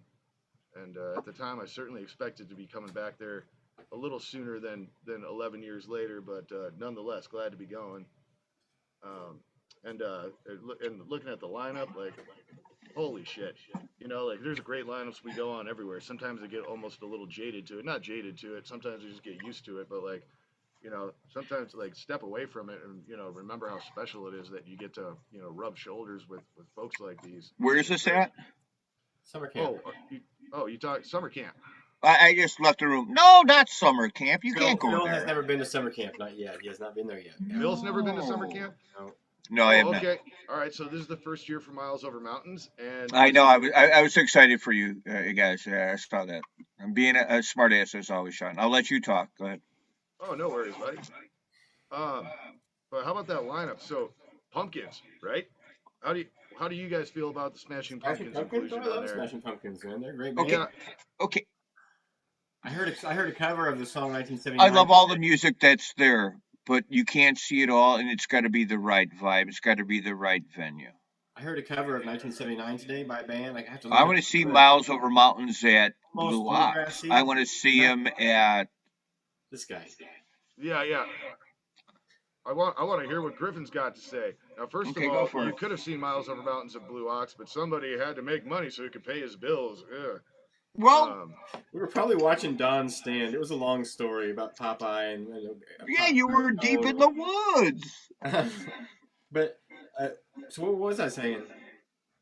You were talking. We were on the Pumpkins, and you were saying somebody did a cover of 1979 that you thought was pretty dope. It's on my playlist today. I'll have to look back in my Spotify and see what it was. But What are you doing on New Year's Eve, Sean? Go ahead, promote that. Well, so I'm not done talking about the Pumpkins with John yet, but Okay. so New Year's Eve, Miles Over Mountains is going to be at our hometown bar in McHenry, Illinois. That's Mackey's Hideout, and we're going to be playing with this. I don't want to call them new or young, but they're both of them. I don't want to make them sound unseasoned because that's certainly not what they are. But we'll be pairing up with a band called Earth Mother. Have you guys seen Earth Mother yet? Yeah. I Yeah, have not. At the barn, at the in barn. That's right. Jonesburg. That's right. You were there. Yep. Yeah, Earth Mother is a three-piece jam band. They're all students from Berkeley Music School, and they're just badass individuals. And they do, it's your jam band thing. It's channeling a lot of Grateful Dead feeling and stuff like that. But I don't want to lean on what it reminds me of and make it sound more like as if they're doing anything unoriginal, which is certainly not the case. They've got a great sound, and we love those guys, and we love working with them. And we'll be playing with them New Year's Eve at Mackey's Hideout in McHenry. So tickets are on sale for that right now. If you guys want to check that out, please do, and we'll see you there. But So back to the pumpkins. Back to the Smashing Back Pumpkins. to the pumpkins for a Okay. second here. Um, All right. That's pretty awesome. I didn't even see that they're playing there. I can't. Come on, Pumpkins talk. I know Billy what? Corrigan. Corrigan. You don't know him that well, probably, but you know. Well, I got a story about him. Okay. All right. Well, you might get to tell that story in a minute if you wait for us to talk about this match. It's Sean's turn. All right, I'll trade you one. So my brother Kyle, you guys have never met him, but he just got married last September, and actually at Shoe Fest when we played there, I was coming straight from his wedding, and anyways, his wife, her name is Allison. When she was a little girl in the early mid '90s, I don't remember what the connection is here. Her mom told me, but whatever. But I remember when I met her mom, she's like, "Oh, you're a musician. Do you know Jimmy Chamberlain?" I'm like, "The drummer from the Smashing Pumpkins?" She's like, "Yeah, him." I'm like, "I mean, I know who that is." She's like, "Yeah, that's he's an old family friend of ours, and he used to stay at our place in the '90s." And so it turns out what happens is, you remember after Melancholy and the Infinite Sadness, before they made the album Adore, they fired Jimmy Chamberlain. Correct.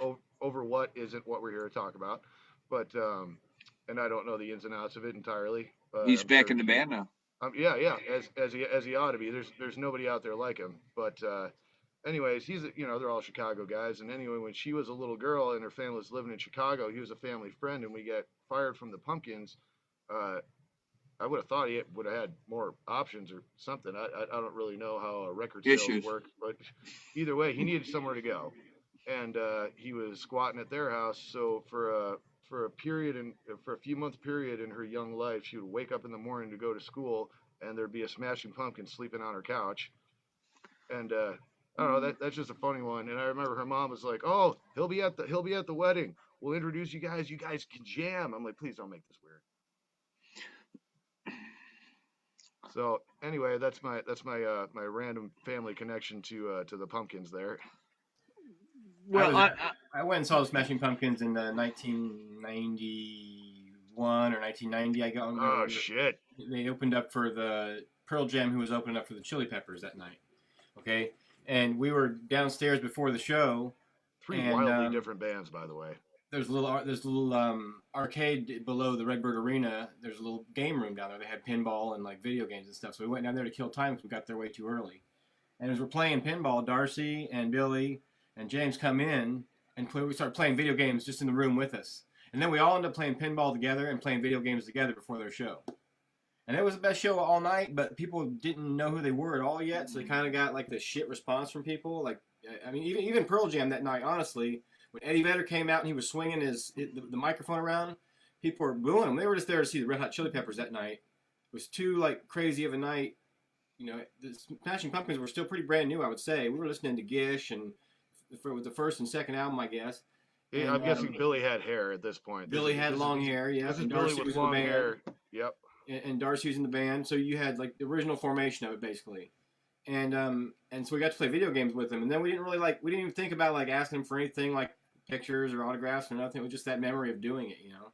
And it was a great show. We got kind of yelled at for standing up during their set because people, like I said, didn't know who they were yet. They were like, "Who's this?" You know. But they were yelled at for standing up. What kind of venue was it? Like, was it a seated room? It was. So here's the deal. They were opening up. So they were the first band. You had to wait for two bands to get the Chili Peppers. And it's the Chili Peppers show. You know, the Chili Peppers, they bring the whole crowd. Nobody really knew who Pearl Jam was. So this is like 91, I'm saying. And they're opening up for the Red Hot Chili Peppers still. So even Pearl Jam at the time didn't get a response from the crowd hardly at all. It was, I mean, I don't even remember enjoying the Pearl Jam show, honestly, because it was such a weird environment. There were seats. We were in like an auditorium, and we were Yeah, up on the John balcony. Frusciante's playing back with Chili Peppers again, He sure is. and I I yeah. heard I that. saw I saw Pearl And Jam you see ticket again prices the for those following big year. gigs, man. That's crazy. Yeah, I don't go. I'll just stream it. I'll just get it off Yeah, YouTube. big But John Frusciante I fan. love the Smashing Big Pumpkins. John So when you said that, Frusciante. that's exciting for me. Is that going to be a Sunday Well, event? that's Do that's Chili Peppers. Yeah. you think they'll play on Sunday, Sean? On Sunday, what? The Uh, Smashing Pumpkins at summer camp. oh, I mean, obviously they're going to be in one of those. They're going to be in one of the prime main stage slots. I Well, mean, there's really only Sound, a 2 to 3 are hour you window going, each night John? that you could call that. well, no, but it sounds like the big Sunday ticket item usually because they always have a big Sunday ticket item at summer camp. So they try to sell these extra Sunday one day tickets. And if they have big announcements like that, like James Addiction did it one time, Steve Miller Band was on the Sunday, Tom Yeah. Petty was on a Sunday. Okay. So they always put that big band, and then you can just go on Sunday if you want to. You don't have to do the whole weekend of summer camp, which is hard, if you're older Okay. like me. I'm not. I'm going to ask, but I'm not going to ask. But I'm going to ask Sean. When you, as a band who's playing at summer camp, you can stay the whole weekend, and you got a ticket for the whole weekend. Oh, absolutely. Okay, that's all. That's It's pretty very cool. likely. It's very likely that we won't be there all weekend. As a working band, there's other places to be. But if we're not booked and hired anywhere So you else, have the we'll certainly okay. be there. Well, cool. There's a few other festivals that same weekend that we've got our eye on, and they've got our eye on us, and so we're not entirely sure what that weekend's going to look like yet.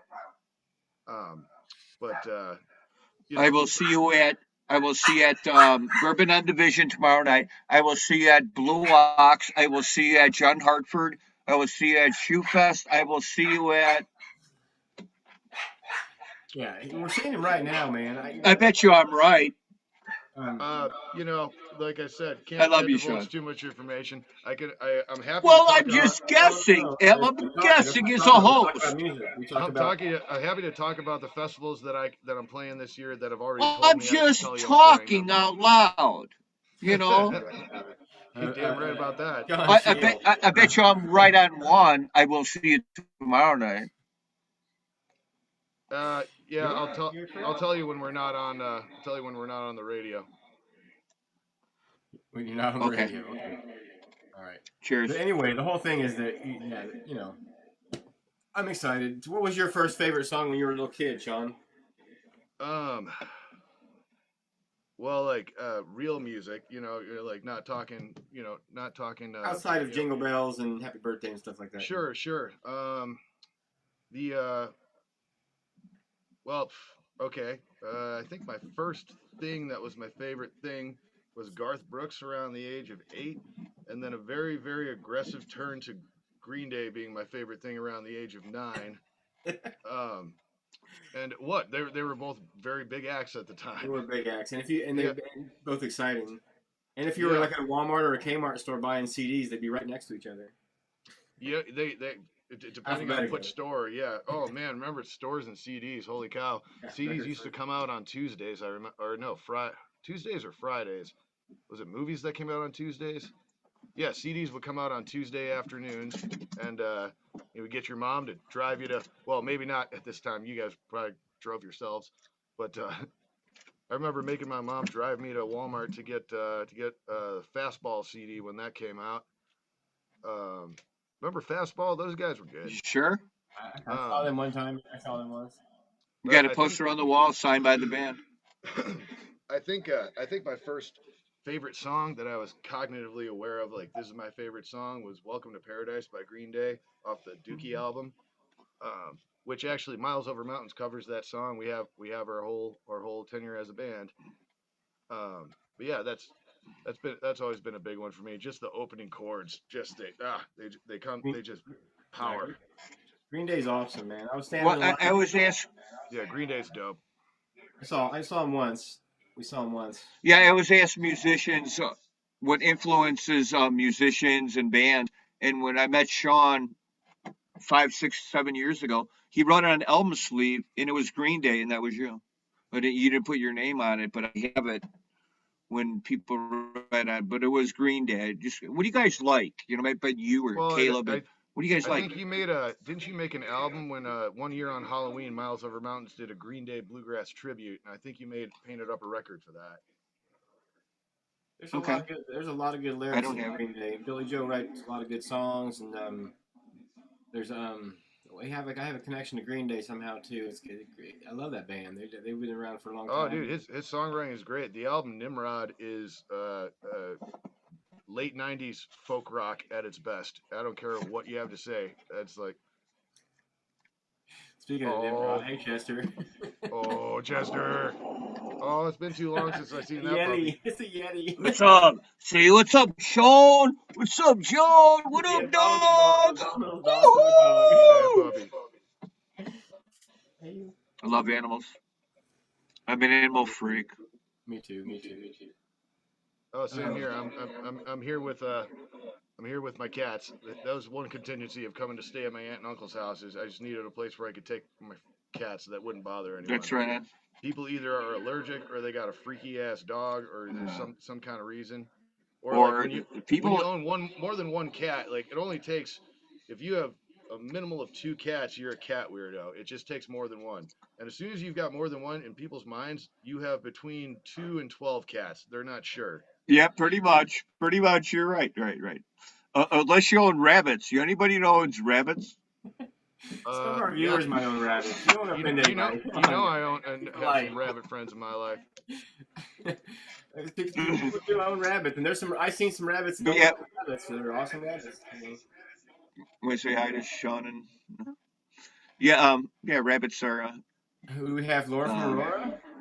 Laura from Yeah. Aurora. She just walked. She hasn't been here all day, so she's. Laura Borealis. Laura Borealis. Oh my goodness. She's watching on the phone, but she just walked. I think she just got a name. Folks, live from Aurora, Laura Borealis. All right. Anyway. Yeah. That was worth every second. Station break. There, just a tension breaker there for just a second. So everybody's still watching, hanging out. Phil's got 4 viewers at his house, so that's all views. But anyway, yeah. You want to sit down for a second, Laura? Come on, sit down. I'm gonna go sit down and talk to Jim. We just announced her. She should probably have a segment.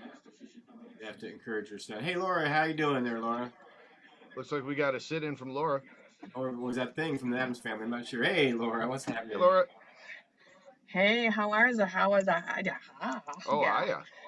hiya. How are you? Good. How's your Friday going, anyways, Laura? everybody's looking good. I'm sorry, shucks. what? How goes your Friday, Laura? It was good. I was out in Carroll Stream visiting my mom. And, yeah, I just got home. Traffic was so-so. Can I put in a small story about the pumpkins? Yeah. Oh, yeah. Please. All right. We were sharing them. Yeah, please do. Who's the lead singer? Billy Corgan. Billy Corgan is actually a Glenbard North alumni. That's the high school that my family went to. And he was the same year as my brother. And his locker was like right down from my brother's locker through the 4 years. I don't even know if Billy even graduated, to tell you the truth. But yeah, Scott told me that he would, see Billy every day in the halls and at the locker and nod. They weren't friends or anything, didn't run in the same circle. But so that's my 7, 8, 12 degrees with the pumpkins. If you're from Illinois, you're within 30 degrees of some kind of pumpkin story at some point, You guys know Jake Resner, Jake and Marlene, right? Jake. Absolutely. Yeah. He said when he was younger, because he's a few years older than us, that he used to come out of the club every night, and Billy Corgan would be standing out there trying to give away free CDs as a little punk kid, trying to just force his CDs on everybody. I mean, it worked. He got it to the right person, but that's how Jake remembered Billy Corgan. But every musician. So think about every musician having their start. It wasn't just that break on MTV, which probably I'm sure blew him out of the water. But the idea that giving your CDs outside of the double door, it worked. For somebody like that. Because he's as roots as anybody, basically. Man, how retro of a sentence is that? Handing out CDs in front of the double door. Double door, I know, that's crazy. That's how he met Billy. Everything about that sentence is old. Bye, Laura. See you tomorrow night. Sean, see you That tomorrow. was All right, great. see you tomorrow.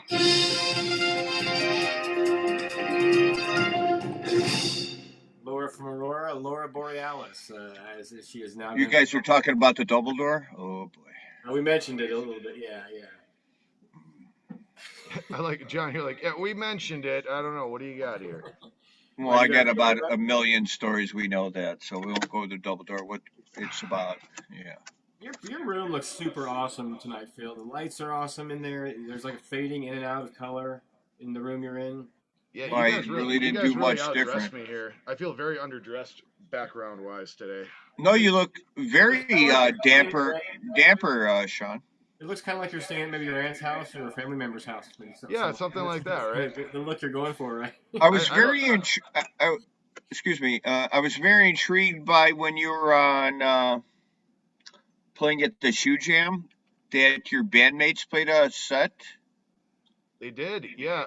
And they played as three of them played as Miles Over Mountains trio that night. And the thing that was weird about it is that like I've played in Miles Over Mountains trio, and Caleb and I have done the duo thing before and everything, and it you know that's happened. And we don't want to be one of those bands, especially nowadays, where like there are some, especially grass type bands that you'll see out there where every time you see them, you don't know what you're getting. It could be 6 of them, it could be 3 of them, it could sometimes different guys, and I never want to be one of those acts at all, but we do occasionally, play duo gigs, trio gigs, whatever. But this was the first time that anyone has played under the Miles Over Mountains name, and I wasn't a part of it. That's I think I was just call it an egotistical thing, maybe, or I don't know, maybe it just felt weird. But I remember. Did they give you kickback? Did he give you some cash back? Cash back? No. No. No. But it sounds like they had a good time doing that, and I mean, hell, I suppose blame it on the Shoe Fest folks for making it hard for the rest of my band to be employed that night. They had to do something. How every band in town was playing for. Well, I heard big. Go ahead, Phil. What are you gonna say there, buddy? I was going to be a smart ass. I promise not to cut you off too much. I mean, you want me to cut you off? I can cut you off. That was a courteous pause right there. It's funny. This is our 87th week, and we finally got Sean. I don't think I've asked him to come on. I'm surprised he came on. I think that maybe we did it live somewhere. Well, I didn't ask him, that's for sure, because he would not come on but you had to ask him. How much did you pay him? No, the check's in the mail, brother. Again, I'll tell you when we're off the radio. Remember, that's this off the radio thing is getting me. Come on, let's shut down. I want to see what it's got to say. One of the topics we can't cross the line on, but Todd Snyder's calling. He says, Todd Snyder there? He says, ring, ring, ring. He says, hello, Todd. No. He said, you can't be talking about that. Okay. But, sorry, please go on. Is Summer Stomp happening next year? The Summer Stomp Music Festival is still in its hiatus phase. Without getting too into the boring details that no one wants to hear about, we absolutely love throwing it. Haven't gotten to the last 2 years. It's not out of the question for the summer of 2022, but I don't want to make any promises to anyone. There's as anyone listening who's ever worked with a festival, thrown a festival, hell, even been to a festival and just paid attention to what the hell's going on, there is miles and miles of red tape to make the simplest thing happen, and we're just not in a position right now to tell people that we're doing it, and well, there's some ducks to file into a row on our end before we feel confident doing that. But Sean, it's not a dead thing. Hey, Phil, Absolutely he's not going to give you. There's no spoiler alerts. Okay. Phil, If Eddie, okay, that's what. Oh no, multiple. You know that. Okay. This isn't dead. This is a Fish 2002 situation. Just wait. Okay. They did Concerts by the Creek all last year, and then the last couple of years he held on to the Concerts by the Creek. Those are really fun events. So if you can ever get to Mackey's Hideout in that area in McHenry, Illinois, that's a great room, really, and a great space out back there. It's just a nice area, man.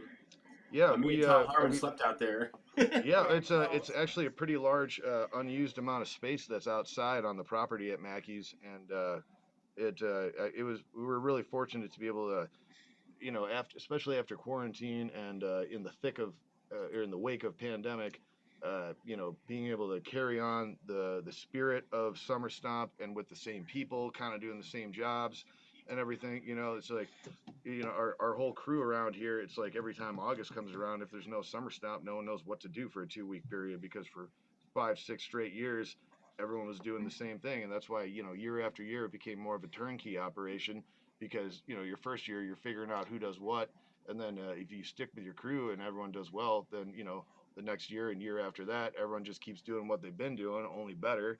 So it kind of kind of shapes itself out in that way, and so to be able to channel that energy and that unused angst into something that albeit a Diet Coke version of what we've been doing. We're all the same very, very thankful and fortunate to have been able to do these Concert by the Creek events at Mackey's.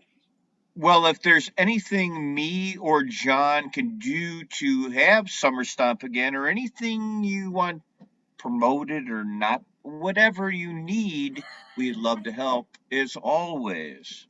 Well, Summer I know Stomp. that. I mean, I go in the garage. I got some Summer Stomp banner in my garage, and from Pete Jive came over to, and it's just good memories of great times. Summer Stomp. Absolutely, man.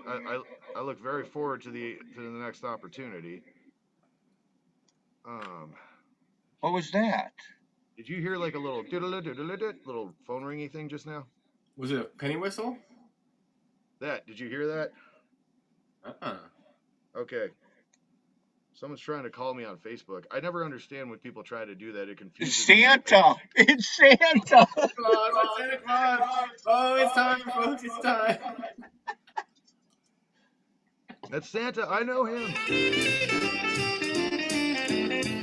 Time for Santa Claus, folks. Bill, go get your costume on. I'm right here. Okay, there's. I was gonna say there's no Santa, but I won't say that on the air. There is Santa. Oh, there is Santa. There's totally Santa. All I want for Christmas to my 2 front teeth. I remember that when I was a little kid. And my friend, 2 front teeth. I need like 85.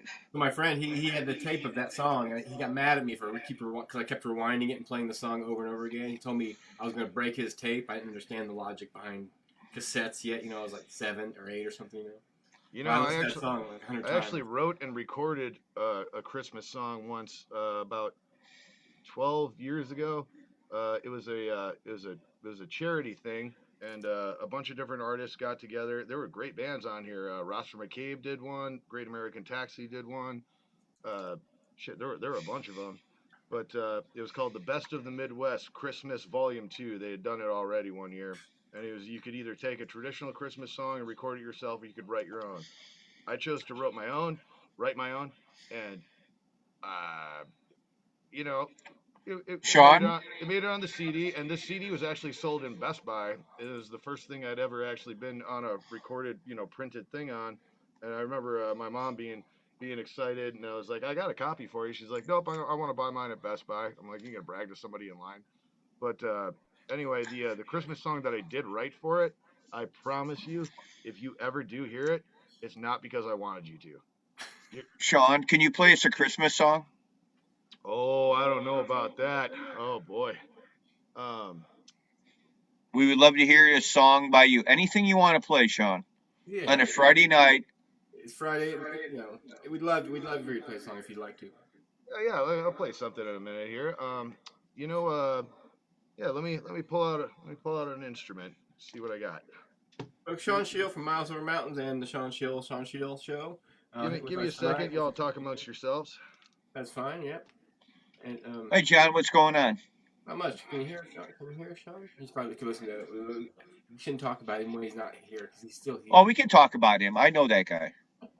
He's a good guy, just like you. You can talk behind my back if you got something to say. Talk behind my back. I just John, I just use my ESP to get to you, Phil. I don't like the word "be talk behind my back," but there's nothing, yeah, whatever. If you have your back turned to somebody, You know how many? You know what? After this show, Dawn? You know how many people talk behind my back? Holy cow! said that you were on a show, huh? Well, pretty much. Somebody said they were watching the show that I met, but I didn't know. They said they knew you. What are you doing tonight, John? You're looking at it, buddy. We're done we're done doing anything until probably after the holiday. I don't know. We I'll get a hold of you on Christmas Eve. I don't know if we'll do any kind of a show or anything, but I'll get a hold of you on Christmas Eve, and say hi. You know what? You know where I live, Jack. Jack's my brother. Man. Pause mine. Pause yours. I'm not gonna pause it, but don't turn your radio on. I'm right here. Folks, thanks for tuning in to N Jon Zone. We're gonna have some music coming up. Our good friend Sean Sheila here in a minute. We have a feeling. It's good to see him. We haven't talked to him for quite a while, and this is really good. I'm right here. So we appreciate everybody being part of the zone when we do it. And I'm surprised, Sean, that you're available tonight on a Friday. Are you off tonight, or what's going on? Hold on a second. Let me get my ears back in. Phil, What are you talking about now? Did you inform him, Phil, that he has to write a theme song for us? Hmm?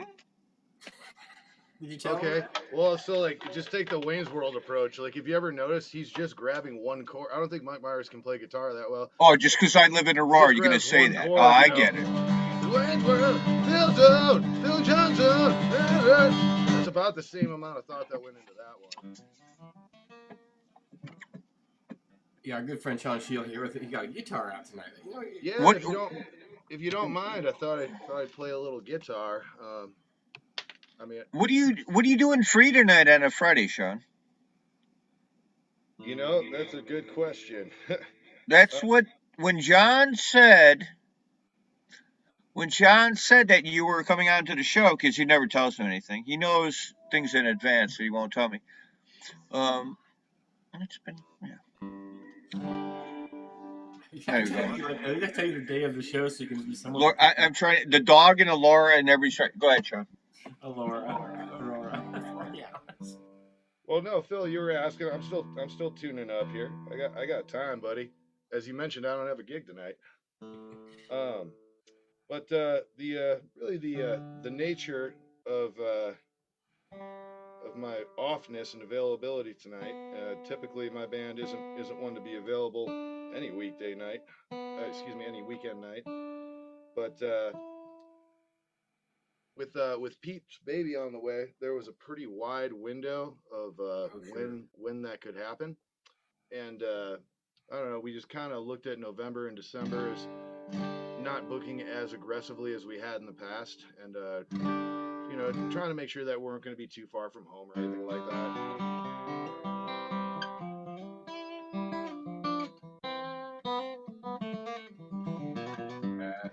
What kind of guitar you got there, Sean? But tell me about the guitar you're playing. So this guitar right here, this is a 6-string Blades guitar. We were talking about Josh Blades guitars earlier today. He made this guitar for me in 2013, and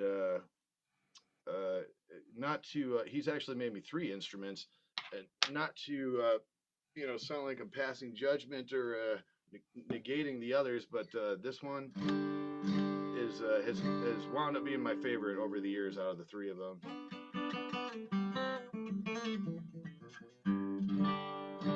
Actually, I remember Shoe Fest was the first time I ever played it on stage after he brought it to me there, and I was on stage with it just a few hours later. That right there on the side, I made him cut that hole in it so that he could put the electronics in, and I remember he was very upset about that. Oh, man. This is made out of some really, really hard to come by Amazon rosewood. Josh Blades does amazing work. Blades guitars, folks. If he's still creating them, I don't know. But all the guitars he's ever made in history. Pete Jive has one. You've got some. They're spread around through our music community, and they're all Grace, Matt Robinson, Brad Richter. There's a few of them out there. Pretty much like the list of our top favorite bands in our circle. They're all playing. They all have our own Josh Blades guitar. yeah, in recent years, his kids were a little bit younger before, and now they're all teenagers with an awful lot of activities. And he got really into coaching his son with basketball and stuff. And uh, we just don't get to see him around, quite as often and regularly as we used to. And it's certainly, it's how life goes. Ryan But Flick says, I remember that show. First but time he's he still had he's still to. kicking down there in Arkansas. If you guys, anyone out there is thinking about a custom made instrument, boy oh boy, hit up Blade sometime. Brian Flick just commented, and remembering that show at Shoe Fest doing the sound for you that night. He said he was one of the first acoustics I didn't have to EQ on the mixer. He says, your guitar. That's nice. Well, let's see here. I haven't played yet today, so I think I'm gonna do something a little easy. So, as you remember, a little bit ago, I was talking about how New Year's Eve, Miles Over Mountains is going to be playing at Mackey's Hideout in McHenry, Illinois, with the band Earth Mother. And man, for how hard those guys jam and how much they're in that realm of things, we all have things we can do and like to do that we don't always do on stage.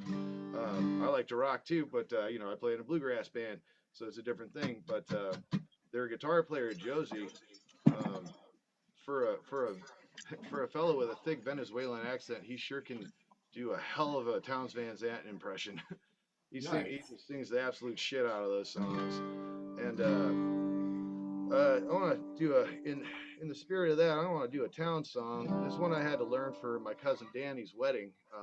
Danny John, who Matt John. Danny, Matt. did you ever meet him? I don't think I've ever met Danny. I don't think I met him. Yeah, for anyone out there listening that cares about the random tidbit here. Another connection we have there, Matt John Griffin is from Decatur, Illinois, as most of us know, and for my dad's family is based out of Decatur, Illinois. Some of them are still there, and I used to live there for a short time when I went to Millikan University. That's where I flunked out of music school.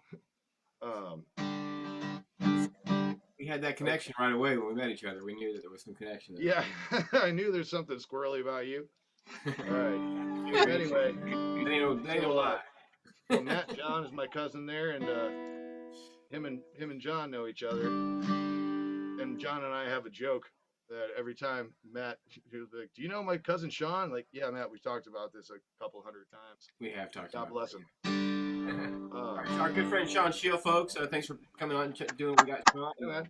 We're gonna So give I you had the to stage learn now, this okay, song bud? to sing at his brother's wedding a couple months ago, and I do like it. So this is called "I'll Be There in the Morning."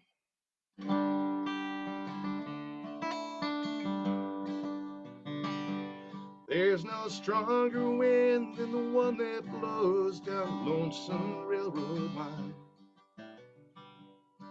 No prettier sight than looking back at a town you've left behind. But there's nothing that's as real as the love that's in my mind. Close your eyes, I'll be here in the morning. Close your eyes, I'll be here for a while.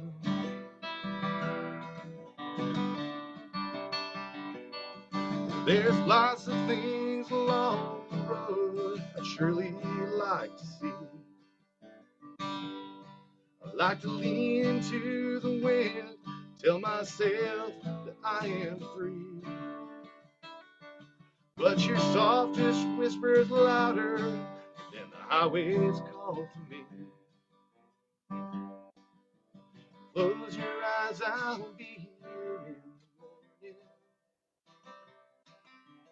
Close your eyes, I'll be here for a while.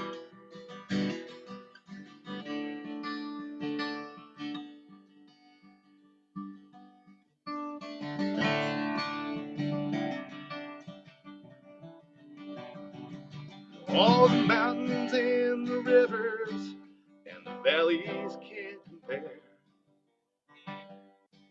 to your bluely dancing eyes and your yellow shining hair.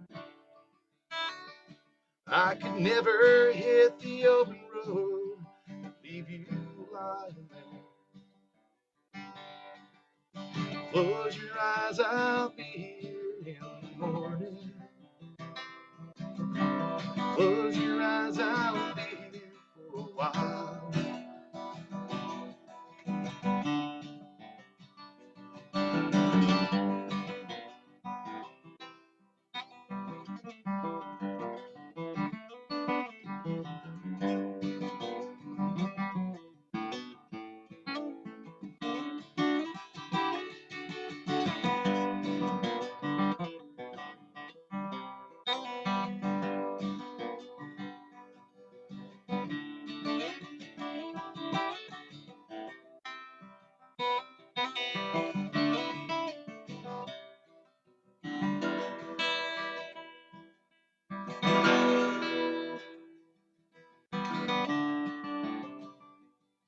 Oh, lay your head back easy, love.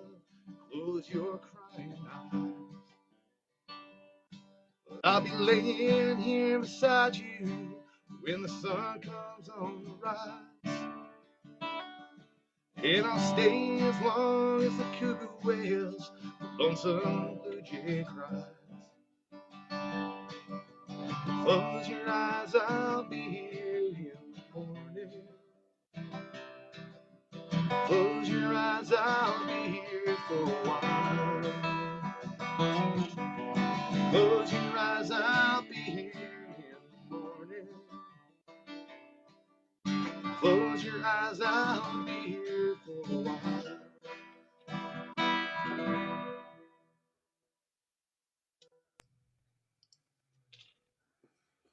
Unmute yourself, Phil. Hold on, I gotta unmute Phil. Buttons are tricky for him. He's figuring them out. That sounded You really don't good. give me that crap. You keep muting me. The guitar sounds beautiful, man. You sound awesome. That Towns, sounded awesome, Sean. Towns is incredible, man. That dude can he just sings and is awesome. I close my eyes. You seen that Heartworn Highways special he was on? That's on YouTube where he sings and there's an old black fella behind him and a girl behind him, and he's singing. It's not singing Punch One Lefty. He's singing Waiting Around to Die, I think. And the black guy starts crying, and sorry if I refer to him as that, but that's just how the image is in the video. He starts getting like emotional, and he starts tearing up while Towns is sitting there playing that song. It like blows this fella's mind that's next to him. It's a great video, make you cry. Towns is he's a real treasure. It's one of the joys I get out of teaching music is he's got a lot of songs that are structurally and chordally I don't want to say simple but accessible, and so I'll have a lot of students that'll be like, oh, how about this Towns Van Zant song?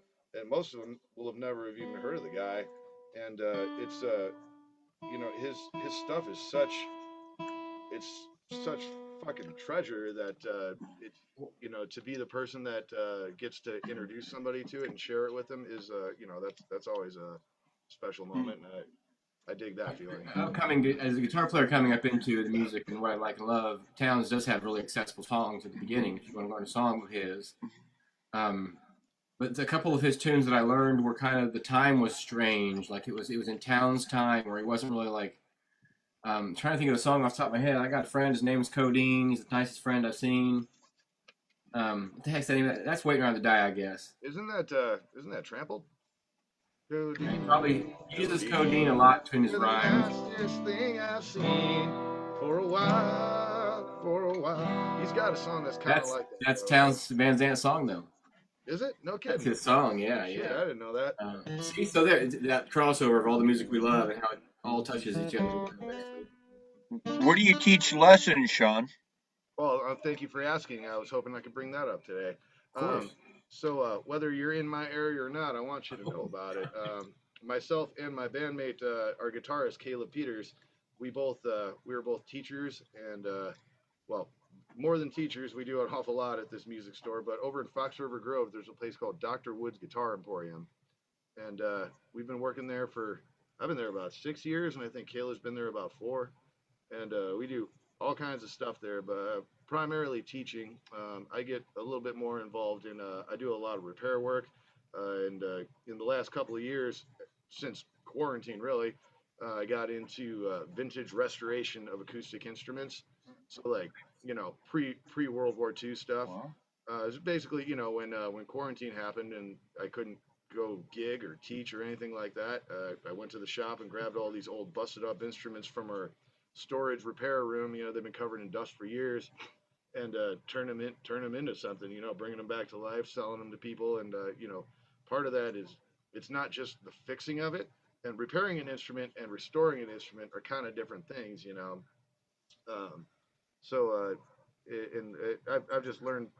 God, I don't want to. I'm about to go into like this nerdy world that no one really wants to hear about. But here, Let's hear it.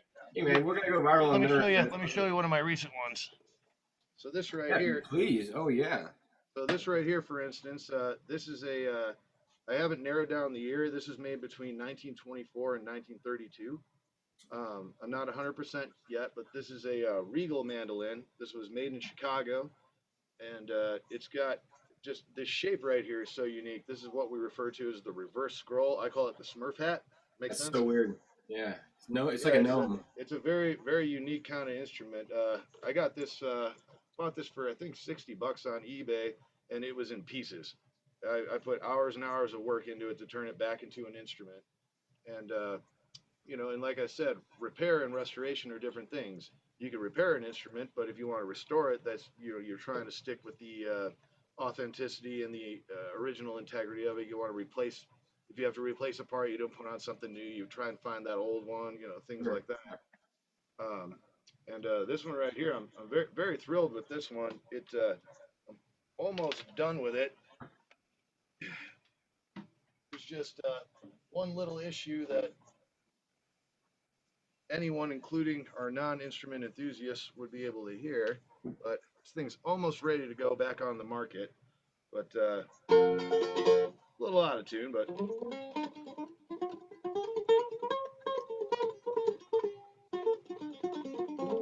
I think it's interesting to play mandolins that predate the genre of bluegrass, by the way. But Yeah, anyway, that's all right. So never mind the out of tuneness, but It's a you minstrel's instrument guys hear this? almost. Got a And little. that unpleasant buzzy sound. I don't know how It well does. it's picking up over the, but Is that a neck problem, or is that a bone problem, or is that a nut problem, or? if any, well, it's only because you asked, man. I'm just saying. You asked. All right, since we're there, that is a nut problem. These old nuts are made out of wood, whereas modern nuts are made out of bone or plastic or a number of other synthetic materials, but usually never wood. I would replace it with a new modern nut, but I don't want to do that. I'm trying to make everything, you know, like I said, I want to be have the integrity of it. So, anyways, right about here, the wood is just down. The strings, Yeah. you know, they dig into that wood over the years. So, if it's of any interest, what I will do is I will get in there and I'll fill that in with ebony dust, the dust of ebony wood, and super glue, and then recut the nut, and it'll raise up the strings. So that's Yep. the one left on this guy. So other than that, besides the out of tuneness, this thing's about ready to get back on the shelf and find its next home. And if I don't sell this one, I'm okay with that because I don't have one of this particular sort of style in my personal collection, so I wouldn't mind if it stayed with me. Now, there's something pretty special about that. You can tell just by the shape of it and the interesting tone. It's got a real high tone to it. If it feels like Yeah, that. a surprisingly warm tone. I expected different. It is warm. Maybe it's a better descriptor for sure. So this is one of the ones I'm just finishing up right now. And since we're here, you see, I told you you'd be sorry you asked. I'm not sorry. We just hey, we get paid by the minute, I reckon. Huh? Someday.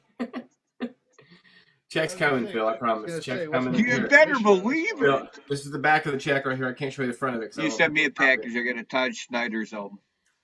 I can only show you the back of the check where I forged your signature. So what I'm describing on that one, I had the same problem on this old mandolin, and this is what it looks like when I'm done doing that job. You fill it in with ebony dust and glue, and then you file it down. Boy, did that take a long time. And so what I'm looking at here is a brand new nut, essentially, and it just needs to be slotted for the strings to fit in, Yep. and then I'm done with this. This took me about 5 hours of effort yesterday. What I'll actually turn this mandolin around for will not even reflect that. But the way I see it, next time I'll do it, I'll be even better. It'll take less time. My first guitar that I ever got, it's this little Epiphone that I like. It's an acoustic Epiphone piece that I bought years and years and years ago. But it's got a buzz to it on the nut. But I've never had anybody take it and just work on it for like 10 seconds and fix it. So it's got cardboard under the strings that kind of like to bridge it up a tiny bit, you know. It probably needs a little bit. But someday I need to have that done. So I'm gonna hit you up or something on that one. Oh, sure, man. Yeah. It wouldn't be much. I think it's just 2 strings or even 1 maybe. Well, so what I did on here, I used ebony dust and super glue for that. And you need a very fine, for anyone listening at home that's like, I'm going to try this myself. If you are going to, you need a very particular kind of super glue. It can't just be the stuff from Walmart. You got to get this stuff from the StuMac catalog that flows. It's got the viscosity of water, basically.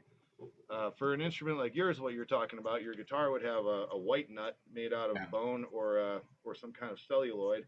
And for that, instead of ebony dust, we would actually use baking soda. I know, right? Yeah, because of the color. Yeah, it's a color thing. They both do the same thing. Ebony dust is kind of a similar idea. It's the color of the nut that you're working with. You wanted to look like the nut original best you can. Yeah. Oh, I thought it was pixie dust. You're on pixie dust. Is that where you've been going when you go off screen? And obviously, nut color changes with age. Yeah, it's almost Christmas time. It sure does, Sean. It sure does. I think this is the time of the year where Phil goes on his pixie dust rampage. You've been snorting that pixie dust. No. Pixie Dust Rampage. Now that's a band name if I've ever heard one. Yeah, it is. It is. All night long, folks. We're here all night long for World Loves We Need to Be. Chris Johnson's checking in. We haven't seen Chris all night. He says exceptional show tonight. He usually watches all night, so that's cool, Chris. Thanks for checking in. Always good to see you, bud. Ryan Flick has been on the show with us all night tonight too. Our carpenter. We're going 24/7 tonight. Brian Flick, the Brian Flick, Bloomington, Illinois. Yeah, our sound man, the official sound man of anything Phil and John Productions is always Brian. I've known Brian Flick so long that I met him at Illinois Brewing Company.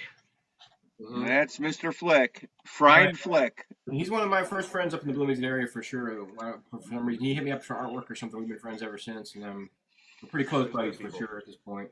I think he likes me.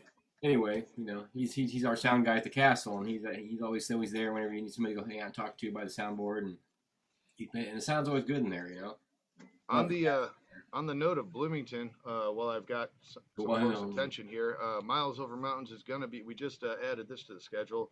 Saturday, January 8th, in just a few weeks here, we're going to be down at the new venue in Bloomington, the Stable Music Hall and Lounge. Which we were scheduled to play just about a month and a half ago, but for some COVID, some inner COVID related things, we had to cancel last minute. And we're so grateful that our good friends, the River Valley Rangers, what is this? I'm in. What is this? We're so grateful that the River Valley Rangers stepped in and covered for us. Okay. I'm just trying to get Phil's attention. It's not your. You guys were doing this shit when I was playing that song. I looked up and saw the same thing. I was dancing, man. I was checking it out. All right, you're going to be at the Stable, Nick Leroy's.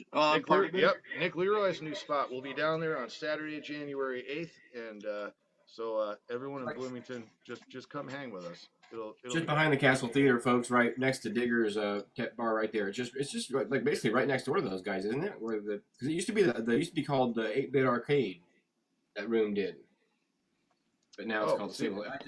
Man, I don't know Bloomington that well. I used to play it pretty often when I was solo, and honestly, ever since forming Miles Over Mountains, the band has never played in the city of Bloomington proper. This will be our first time, which doesn't make any damn sense, You'd think saw the Mighty Pines there a couple weeks ago after the Todd Snyder show. It's hey, a great Sean? location. Oh yeah. I bet you the band's probably playing without you right now for the second time. The thing about that bar is it's right behind the castle. The castle shuts down early. The castle is usually done by like 10:30, if not, sometimes to 11. But a lot of times they're done by 10:30 in the castle. And those bars, Diggers and the Stables, is right behind there. So that's a good after party kind of. That's probably when things are. I don't know who's playing at the castle that night, but that's when people will. Well, then you got to go after that. Yeah, when I go down there, it's far. I got to get a hotel. Yeah, you should just come stay with us. It's like 45 minutes from there. Oh, yeah, Phil, you better get a hotel if you live north of Chicago, which you don't, by the way. I was Yeah, listening 50 earlier. miles north of Chicago. 50 miles north of Chicago. Yeah, I tuned in That's earlier. You past, guys, that's past McHenry, man. you guys were Well, saying all kinds of shit that didn't make sense. Like when Griffin said, "Does Miles Over Mountains have a page?" And I'm like, "Yeah, well, buddy. We got stuff on the internet." Well, it wasn't that. I was looking for like a page of followers. Like, you know how like we have the followers pages, kind of, you know. well, Oh, I sure, miss. sure. I got I you. haven't been to Mackey's in about a year. I used to get to camp Yeah, behind sometimes they say something Mackey's. like It was a beautiful thing. Bill was the greatest guy. Bill still is the greatest guy. Mackey. Bill is the Hats off greatest. to Bill Mackey. Yeah, for he is a hero of our scene for I sure. mean, yeah, yeah, and I always ask Bill, "How does this run?" He goes, "Sean, who books the band, Sean." Well, Brad was part of This it a tells little, me yeah, either. but, you know. there's So anything they went down there, I've been there in a year. no. It's how Bill had Blue Ox. Sometimes I get a little more credit than maybe I deserve. I don't know. It's not Nah, like I don't think Sean, so, Sean, buddy. no, Sean, it's because not like like Bill doesn't know how to send emails, but No, either do Okay. I. But no, I was it's just you. gonna I'm very say, proud of what I've been able to do with that bar, and then once we were all doing it, because when I started working there, Bill was relatively unaware of our scene. You know what I mean? Like maybe he'd heard of Bonnaroo and summer camp and a few other things, but he was a normie. Sorry, well, he was bad running that language. tavern. He was running a tavern kind of at the No, start, no, right? he was a normie with a dive bar, and he didn't Well, it like still is. right now. For instance, he knows how to run sound pretty damn well right now. He didn't Yeah, he know did. what a plug was from a hole, when I met him, and it's just it's great to see the evolution of and of the place, and there's the difference of Mackey's Hideout is that, and I say this to all the bands, like Bill is one of us. Usually you've got your booker and he's working for a guy who doesn't give a shit about anything we're doing. He just wants to see the numbers at the end of the night. You know what I mean? That's a very common situation. You have a communicator between the men and the man. Whereas at Mackey's Hideout, Bill's one of us, and that's one of the things that I really, really enjoy about working for him and what I really respect about him versus other bar owners, and not dogging on any other places by any means, is that Too even late. when a band comes in, some new band we want to try out, or even a band we've had before, let's say the show doesn't go well. So many bars and venues I've been to before, they're like, okay, that's it. This band's not coming here anymore. And Bill's got this attitude of, hey, you can't win them all. No. You cannot win them all, and you can't win if you don't play. So what else are you going to do? And Bill might not answer your emails, but when you see him in person, he's going to want to sit down and hang out and talk. He's a good guy. Well, he doesn't answer emails. That's what he's got me for.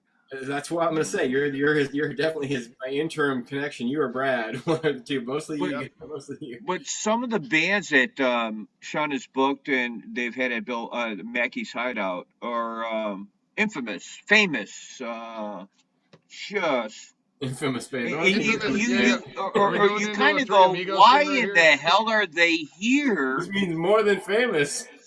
I'm going to watch Three Amigos later. That's fun. That's I mean, I can go back. You asked me what I'm doing tonight. I think I'm going to watch Three Amigos. I'm going to go watch Christmas Infamously. Chronicles 2 and make some chicken tacos. I'm not going out Okay. tonight. I'm going to chillax tonight because I got to go out for Miles Over Mountains, and I think Rumpke's opening up. I mean, opposite, but have fun I'm with going to go those see guys. my Those buddy boys Sean are in right. person and give him a hug, and Careful. Phil, and Sean, go see Mom for the first time in full band. I think that the Rumpke Mountain Boys should come with a disclaimer for anybody who's going to be opening up for them or close to They're at the Mousetrap tonight. The so they're music coming might in go hot. on late. Yeah. Wait. I didn't hear you. What's the disclaimer? If you're playing with Rumpke Mountain Boys, you should. Have you played with them before? Oh yeah. So you understand where I'm going at. I'm not going to get there directly on the show. We've You experienced just have to whatever you're about to describe. We know pace those boys. yourself Adam and JD, and they're a trip, and boys. and prepare to not go to bed till tomorrow. Usually, when you hang out with those guys, it's an event that it's hard for them. They don't like to stop playing music. And That's a beautiful thing. Well, no, being a Rumpke Mountain Boys takes 10 years off your life. Yeah, pretty much, and So- they keep doing it. You can either smoke or join that band. They do both, so I'm not sure how that's going to work out. And they're Good all stories. Good stories about Larry Keel and Rumpke late night, like at 5 a.m. when I went to bed and got up, and they're still picking. There's Larry and yeah. That's how I met Adam Copeland for the first time. He was playing his guitar, walking by my camper in the morning after I slept. Yeah. Is He was Adam the not is Adam the Kurt Cobain of the bluegrass scene because he looks like Kurt Cobain or because he's left-handed? because of both, and his attitude. He has that He heat. smokes a cigarette. That's why. Something to be said And about he's those guys. left-handed. I try to get them to come on to the show at some Adam's point. always smoking. I miss those guys. You tell them hello for me, Sean, whenever you see them. I absolutely will do that. That's because Rumpke Mountain Boys. We spent a lot of years at a lot of festivals with those guys, and they'd make like the years the John Hartford Memorial Festival would be like they'd be playing one year and it'd be a certain kind of event, and they'd play another. They wouldn't play one year, and it'd be a whole different festival. And then a couple years later, Rumpke Mountain Boys came back, and that event that we had when they played the first year happened again. It's just the way they play, anyway.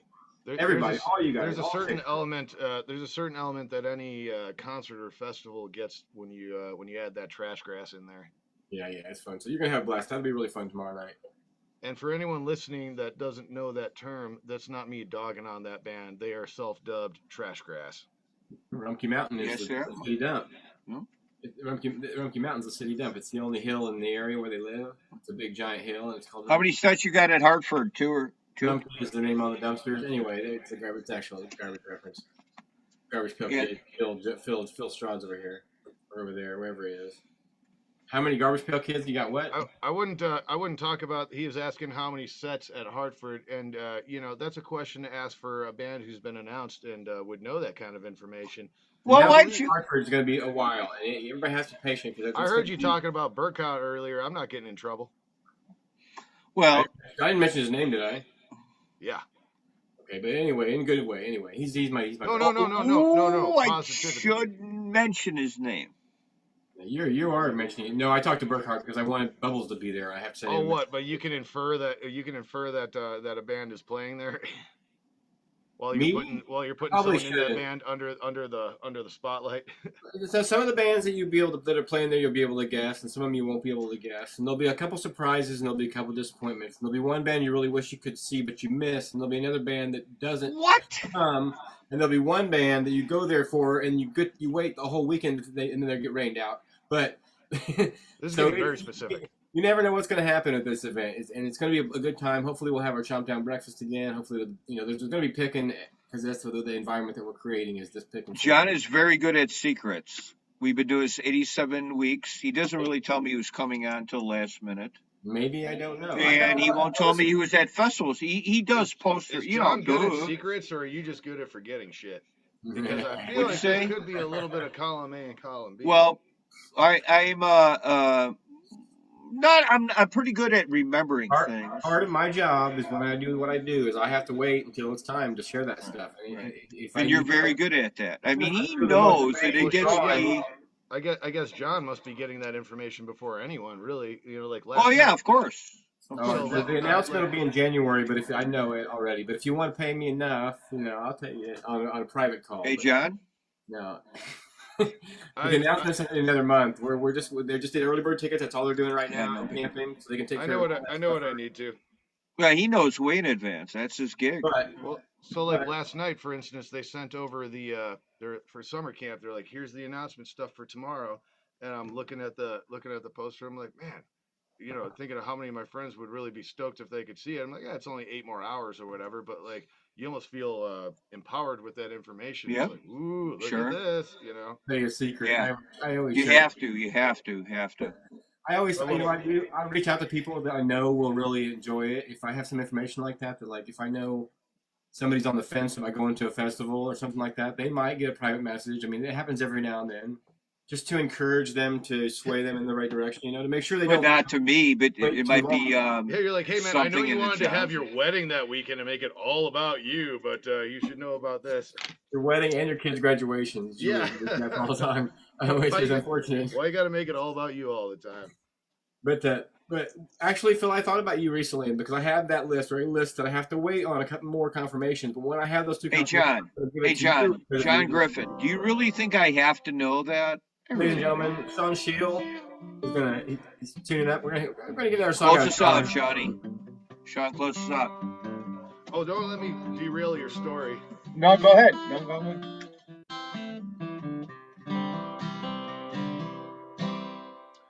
Let's see. Well,